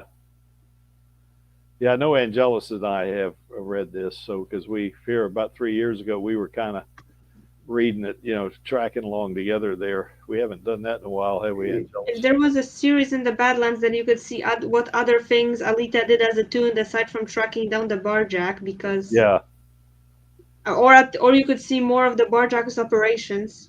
Yeah. Well, you'd see Koyomi also, because Koyomi was in the Badlands arc. She was, in the manga it's different. Koyomi at the beginning is a little baby, and then in the Badlands arc, she's, well, she's not a full-grown adult like Alita, but she's like a teenager, I guess. She's 14. Course, yeah, 14, and but in the series like this, they're basing it on the movie verse. It doesn't matter that much because in the movie, Koyomi is a young adult. So that would work here too, I think. And they could use Lana Condor, to reprise her role as Koyomi in the Badlands arc, And certainly, my guess would be that, the Badlands arc would probably also be live action. Although they could animate this, but I think it'd be better live action. This one would work better than live action than Mars Chronicle. I still like it animated, but yes, and I think Rosa would jump at this as well. I mean, depend on where it was in the schedule. That'd be the thing. I mean, if they were in the middle of shooting Alita 2 and 3, and they want to do the Badlands, then they're going to have to get somebody else to do Rosa's part, or do Alita. But unless they did some form of voiceover or something. But I don't think this is going to be as good on a animated as it would be live action. So, and they would have a lot of leeway or flexibility here because there's 10 years there. We don't know what Alita was doing. I mean. In the movie, the time skip would probably be smaller because, like, in the manga, sorry for repeating a lot. In the manga, they had to, 1, age up Koyomi, and 2, put a significant rift between Ido and Alita in time, because enough time for Ido to come back to be resurrected, erase his memories, and start a new life. So there's got to be a lot of time. Yeah. And also enough time for Koyomi to grow up, because Alita's not going to go on an adventure in the Badlands with a toddler. But in the movie, Koyomi's already an adult, so we don't really need to age her up. The only thing is we need the time for Alita and Ido's relationship to kind of fall apart. But Ido's not dead, so he doesn't need time to be resurrected. So the time skip would probably be a lot shorter, unless he dies in the second movie somehow. Well, if they do that, if they kill him in the second movie, of course he wouldn't be in this arc at all. But if they don't, and if they follow the manga and he's in this arc right here or in this group of episodes here, and they could stretch 2 series out of this one, I think. But anyway, Ido rather has he sets up like a doctor's office, doesn't he, out in the country somewhere, and he has that who's that woman that Kaina. Yeah, that's right. Kaina was his assistant, I guess, or nurse or whatever, Now, what they could do here is What happened? Did he fire Gerhard?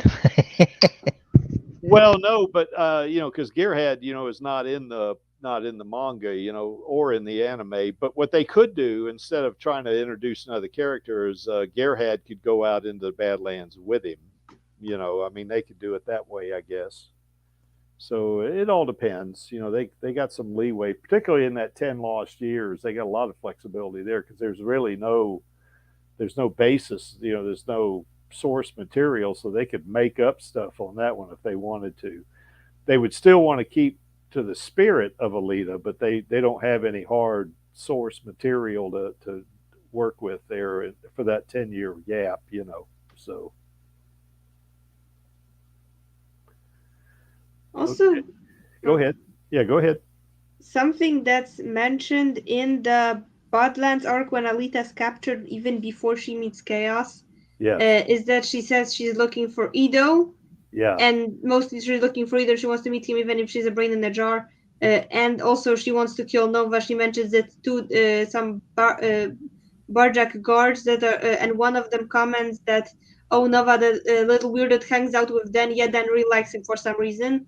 So that implies then Nova and Dan did have a positive relationship. Also, Chaos later says that some of Nova's experimental subjects were supplied by the Barjack. So it'd be cool to see what that relationship between Nova and Dan even looked like. Well, even Chaos, because you remember Chaos is Nova's son, so they could kind of develop that relationship. But you know, he hasn't spoken to his father in years. I know. So what? Yeah, that's right. Unless you change slightly canon to make it that they did have a relationship for some extra drama. They could do that, sure. I'm kind of curious of the relationship with them. That would be cool. That definitely would be cool. So any thoughts about this series, you guys?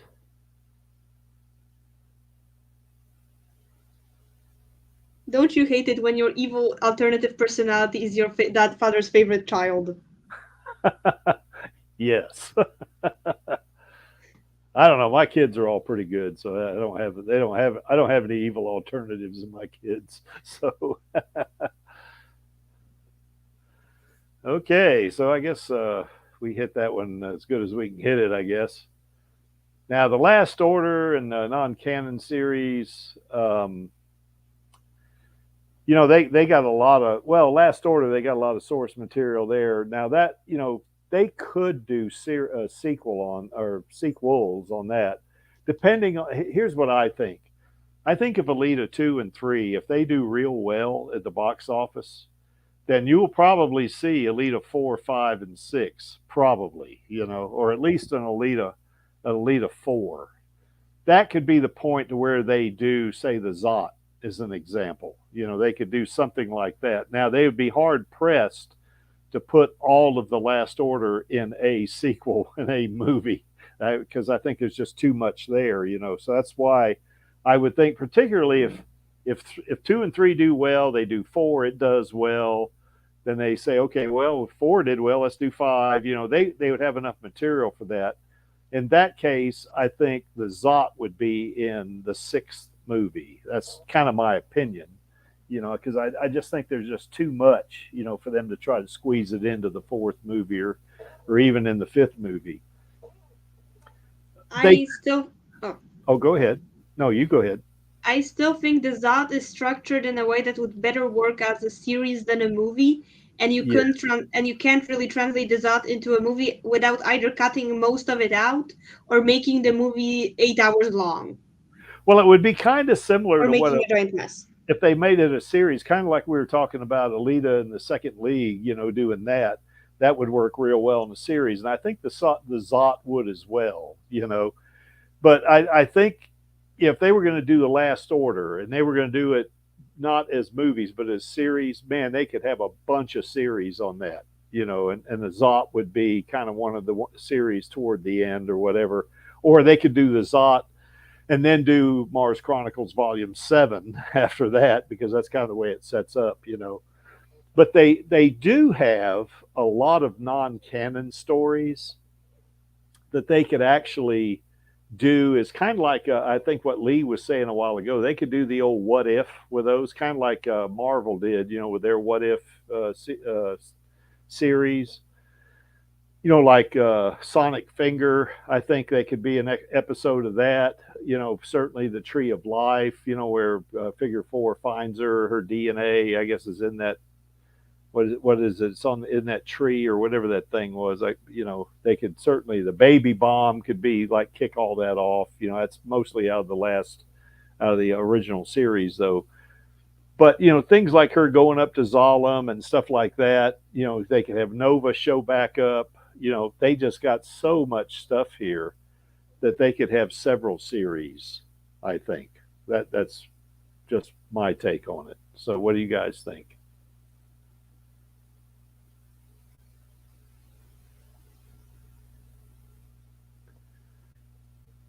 Any thoughts, Angela? Oh, I remember. What I wanted to say before. They could still make it R-rated, or not make it for kids, because they did the similar thing with Deadpool. But Yeah.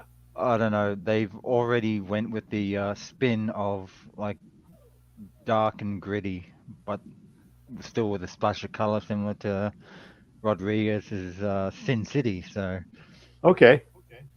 like I said, they'll probably end up sticking with that. I could see that. Yeah.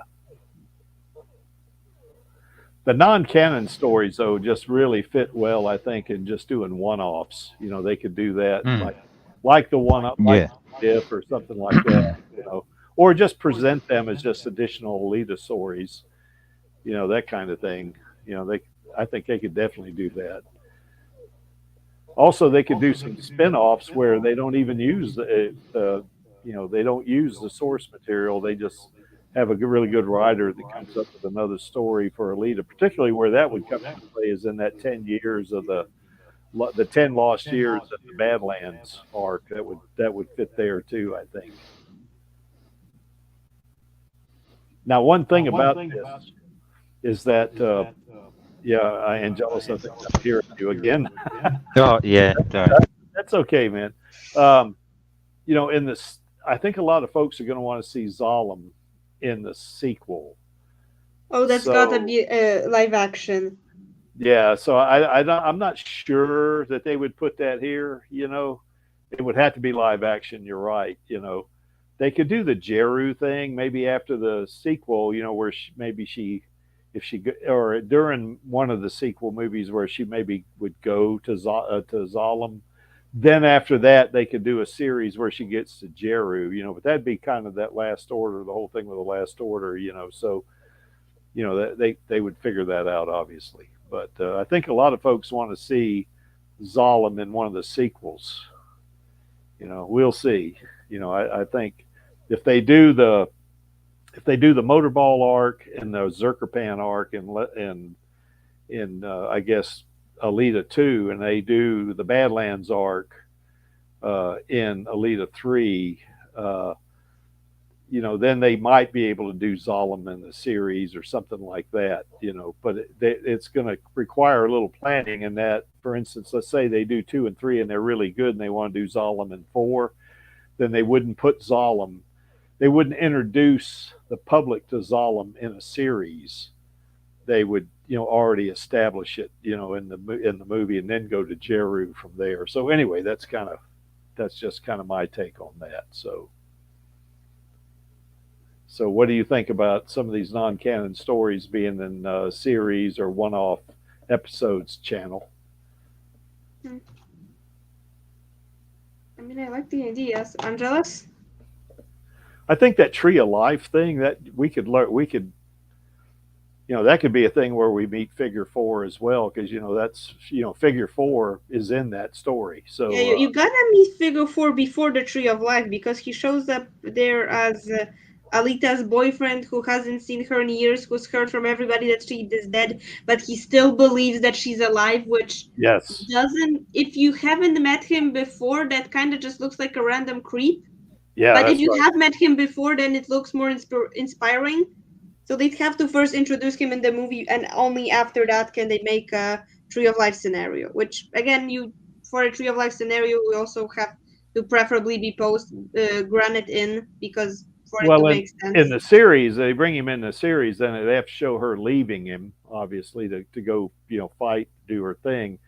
Because if you remember, when in that Tree of Life, he shows up and a couple of people say, "Who is this figure 4?" And one of them says, "That's Alita's lover," or something like that. And then that's when he finds Alita. I guess they got her DNA or something like that, didn't they? And they ended up with them embracing each other. So anyway, it's a pretty cool scene. So you're right. I think they wouldn't want to introduce figure 4 in the Tree of Life. You'd already, because remember in Tree of Life he had a beard too, didn't he? I think introducing figure 4 in the Tree of Life kind of makes about as much sense as introducing Lou Collins in that scene where she tries to shoot someone. Yeah, that's right. So, I mean, someone. I mean the other GAB worker, because in her introduction she also pulls a gun on someone, but it's in a different context. Yes. And of course, if they don't do, kind of a Last Order looking thing in the sequel, they could do that here in a series where she gets the Imaginos bodies, or I don't think they'd had 3 different bodies or 4 if you count the game. I think they would probably just have an Imaginos body, just and kind of maybe depower it, or maybe they could combine some of the powers or something like that, so.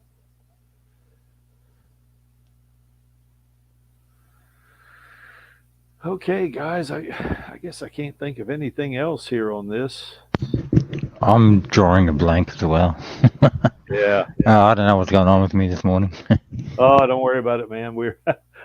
You weren't here at the beginning of the stream. I was running the intro, and my computer froze, and I was like, God Almighty, what a time for my computer to freeze, So the intro was still running when I got back in, because I was actually streaming from StreamYard, not from my computer, so the intro kept playing, and I got back on about 10 seconds before the intro ended.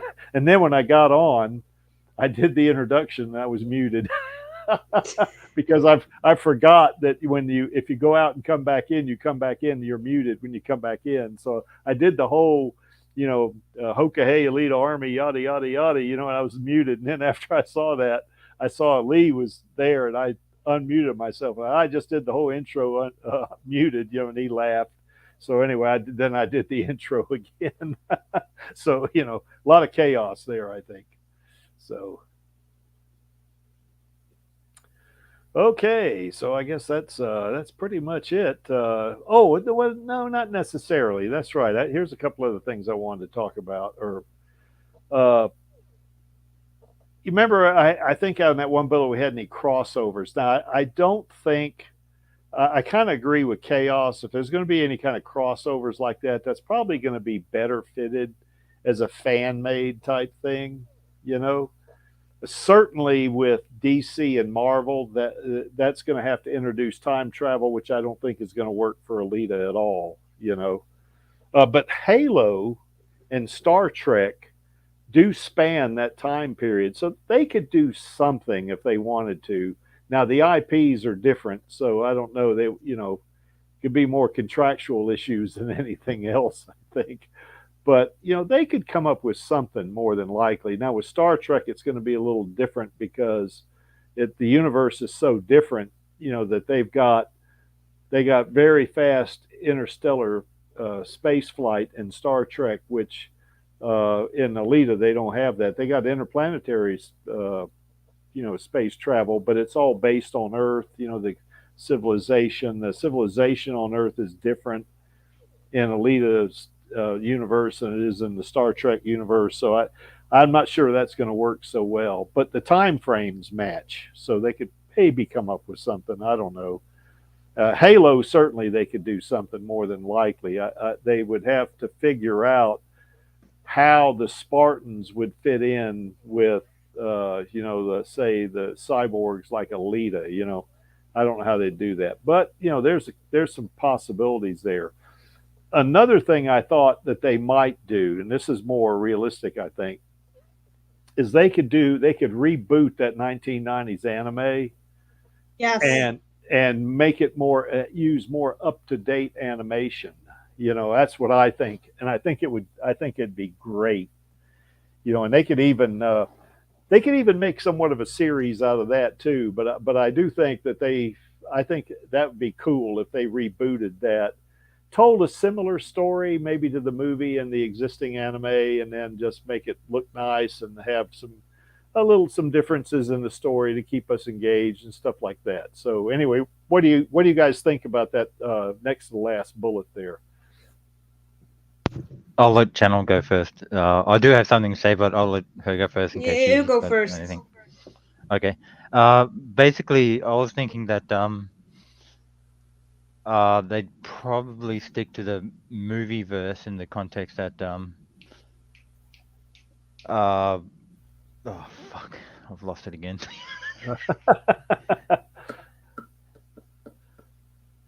Oh, I'll get it. Oh my god. Okay, all right. Well, like I said, I'm bad this morning. yeah. What's your thoughts, Channel? I really like the idea. I think they absolutely should reboot the anime with up-to-date animation and also without showing Sharon's brain, preferably. But Yes. I don't think they should cut out Sharon completely. If she's a character that dies after 2 episodes anyway, and the rest of Horrogans can be shown to be sent up, and so I don't think they should cut her. They should cut her out. Yeah. But yeah, I think it would be a good idea to reboot the anime. I think so. Yeah. It could draw in more people. Yeah. If High Guardian Spice was given a chance, that's why isn't Alita? Yeah. Did your memory come back there, Angelus? No. Oh my god. I should have a notepad and pen next to my table or something just so I can write it down and not forget.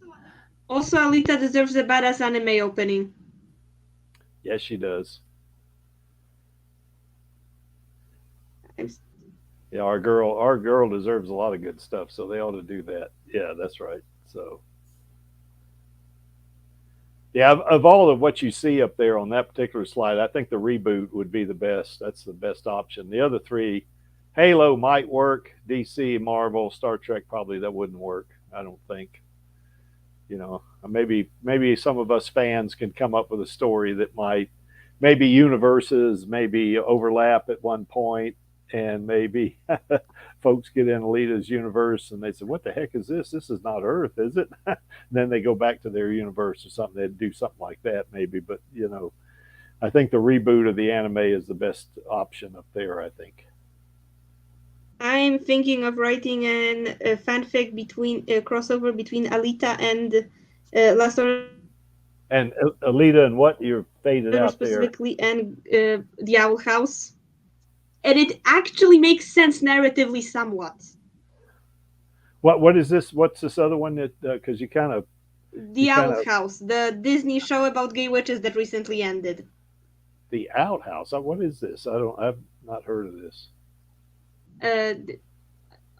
Okay, so it's a show about a girl who goes to who gets transported to a world with demons and witches, and she wants to become a witch, but she can't biologically do magic, so she finds this system of glyph magic. Okay. And also she gets a girlfriend along the way. So the reason why this actually could work with Alita is that the way characters travel between the human realm and the demon realm, at least in the first season, is a portal door that gets destroyed in the first season finale, and during the second season they're trying to recreate a portal back to the human realm. The protagonist and also the antagonist are both trying to recreate a door to the human realm. Did I bore him to death? Where'd he go? He'll probably reconnect. So they're both trying to create the door to the human realm, but one of the doors leads to some kind of other realm, and there it could absolutely lead to Alita's to the world of Alita instead. And you could say that Alita's karma redirected the portal or something. because it runs on Titan Blood, so it's already kind of already pretty much runs on magic power. Yeah. Yeah, it's not super strong, but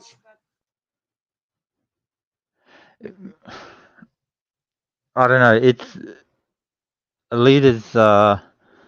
yeah, the characters They could from probably draw. They could probably draw from it, but it feels that they'd be able to.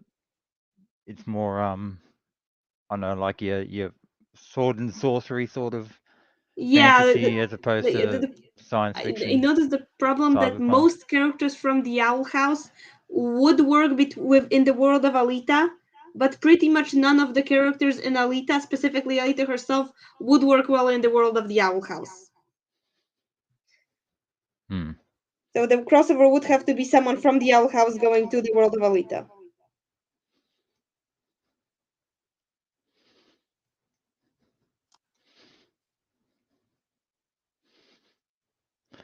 Hang on. I think Creaky is trying to message me. Close it down. Oh geez, I hope it didn't stop the stream because it's still saying that it's live. It's saying I'm going on YouTube. Yeah, it's still live on YouTube. Yeah, I'll see if I can try to message him on Twitter. I might try on Discord. That's true. Talk about Radio Chaos, eh, guys? I mean, it is chaos. We got that part right.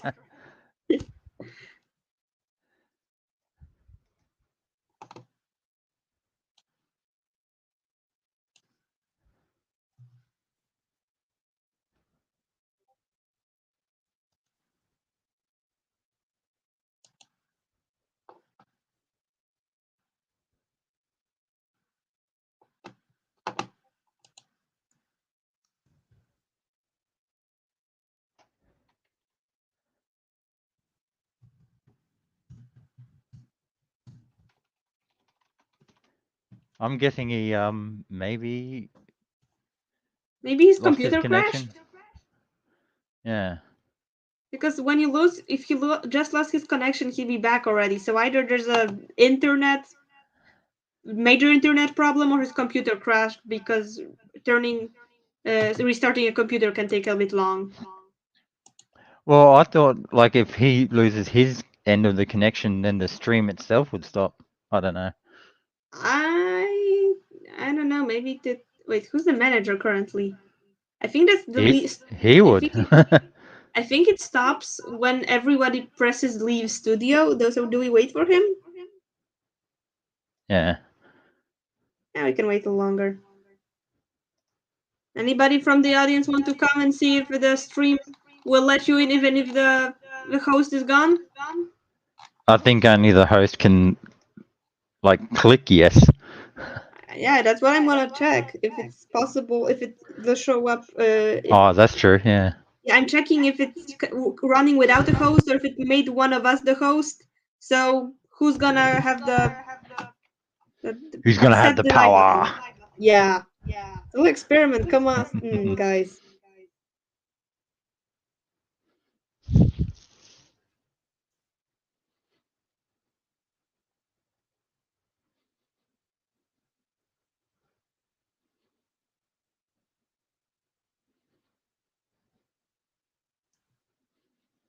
Huh.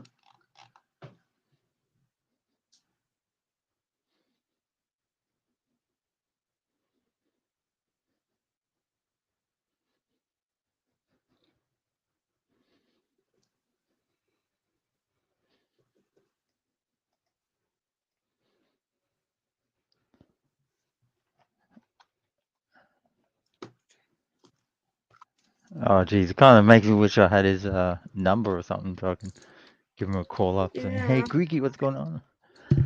I already messaged him on a Discord, and that's pretty much the only place I could reach him, because I don't have Twitter.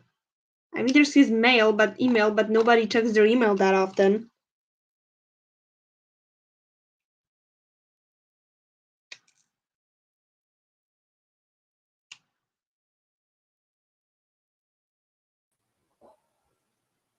Hi guys, can you hear me? Hey, Yes. there he is. Oh man, my computer crapped out on me, so I guess we're gonna have to bring the stream to a close. Chaos. So I won't even be able to play my outros. Oh yeah, Will. Yeah, Will. That's right. Hold on, let me see here. Question is, how are we going to do in tomorrow's episode of Radio Chaos? Well, what I'll do is I'll do it from this computer here because this other one is not going to work. I think it ran out of memory, and I can do this here. How does my voice sound on this? Sound all right? Yeah. Sounds different, but we can still hear you. Yeah, that's cool. So, okay, let me see. I think I got do my. Oh yeah, I think I got my slides here. Yeah, I do. Look at that. Cool.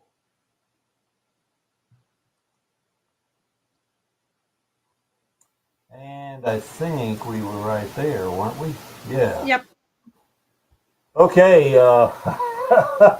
So anyway, sorry about that chaos here on the Alita live stream. It's not radio chaos, but we have as much, if not more, chaos. So, did you guys talk about anything else? I guess Angelus, your channel. No, we were actually sort of experimenting to see if we can still do anything.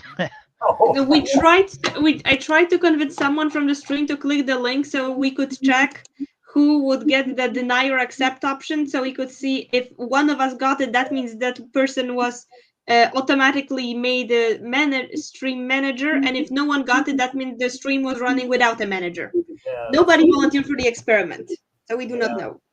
Well, anyway, we're back on the air here. So, any last thoughts about any of this? Did we miss anything? I mean, about any series or anything we would like to see in any number of animated or live action series?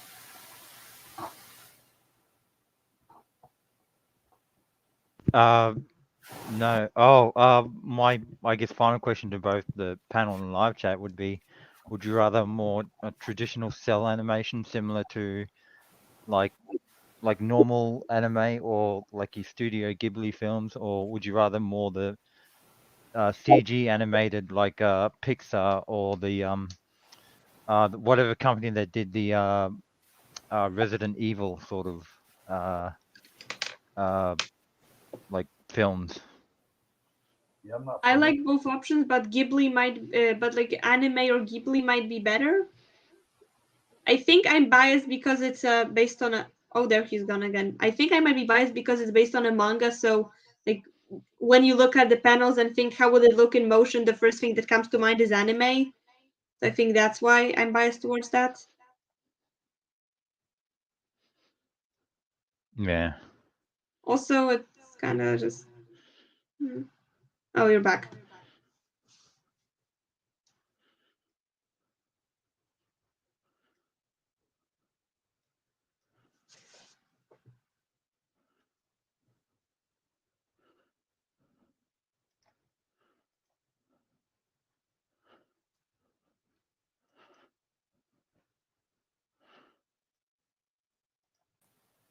Okay. Back. Fine. So anyway, you were talking about the anime, your kind of anime, Angelus.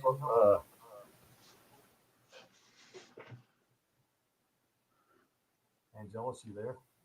Yeah, I'm here. Yeah. So, would you rather? Channel already gave her answer, but would you rather like your traditional, like hand drawn cartoons, or would you rather more your CG level of production when you think of like there's a series of movies, CG movies like called Resident Evil, Yeah. Starship Troopers is another one. Yeah. So just I think I would like. I mean, I'm going to watch Alita no matter what. If it's hand drawn or if it's done with CG or even AI, I'm going to watch it. I guess I would prefer the more up to date animation that's more CGI based. I guess, but it doesn't matter. I'm going to watch Alita no matter what it is. So.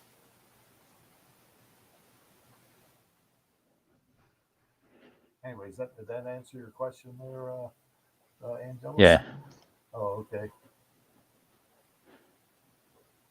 So did we miss anything else other than about 5 minutes of the stream? Yeah, I'm getting feedback again, Angelus. Oh, my bad. That's all right. Yeah, channel, did we miss anything?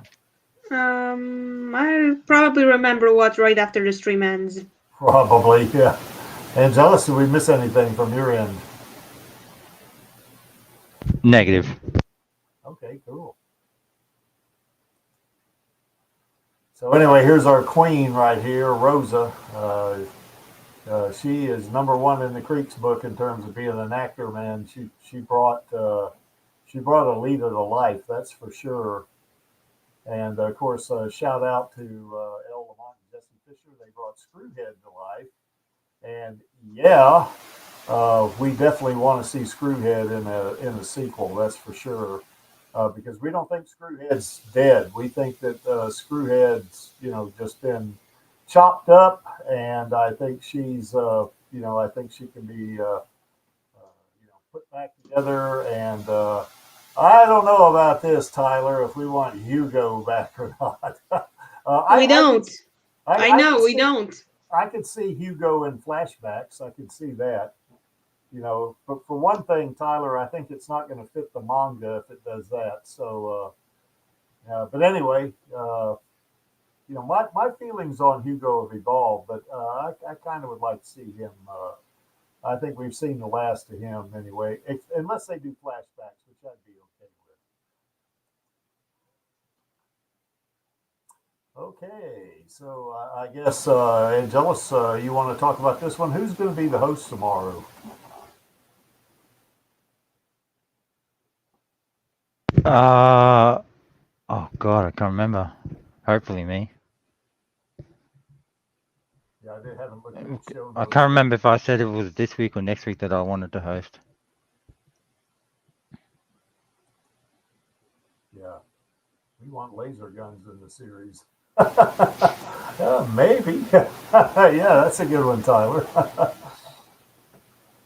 Okay, so anyway, we're almost gonna be bordering on heresy here. What would happen if Rosa wasn't playing Alita? What would that mean? So, okay.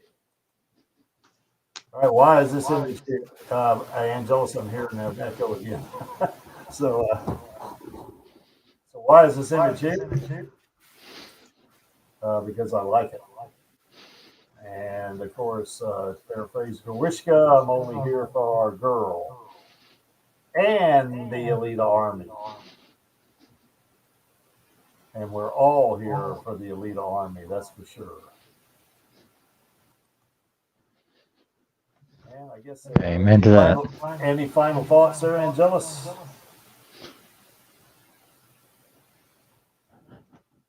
Negative. Channel, you got any last thoughts? Fufu. Okay.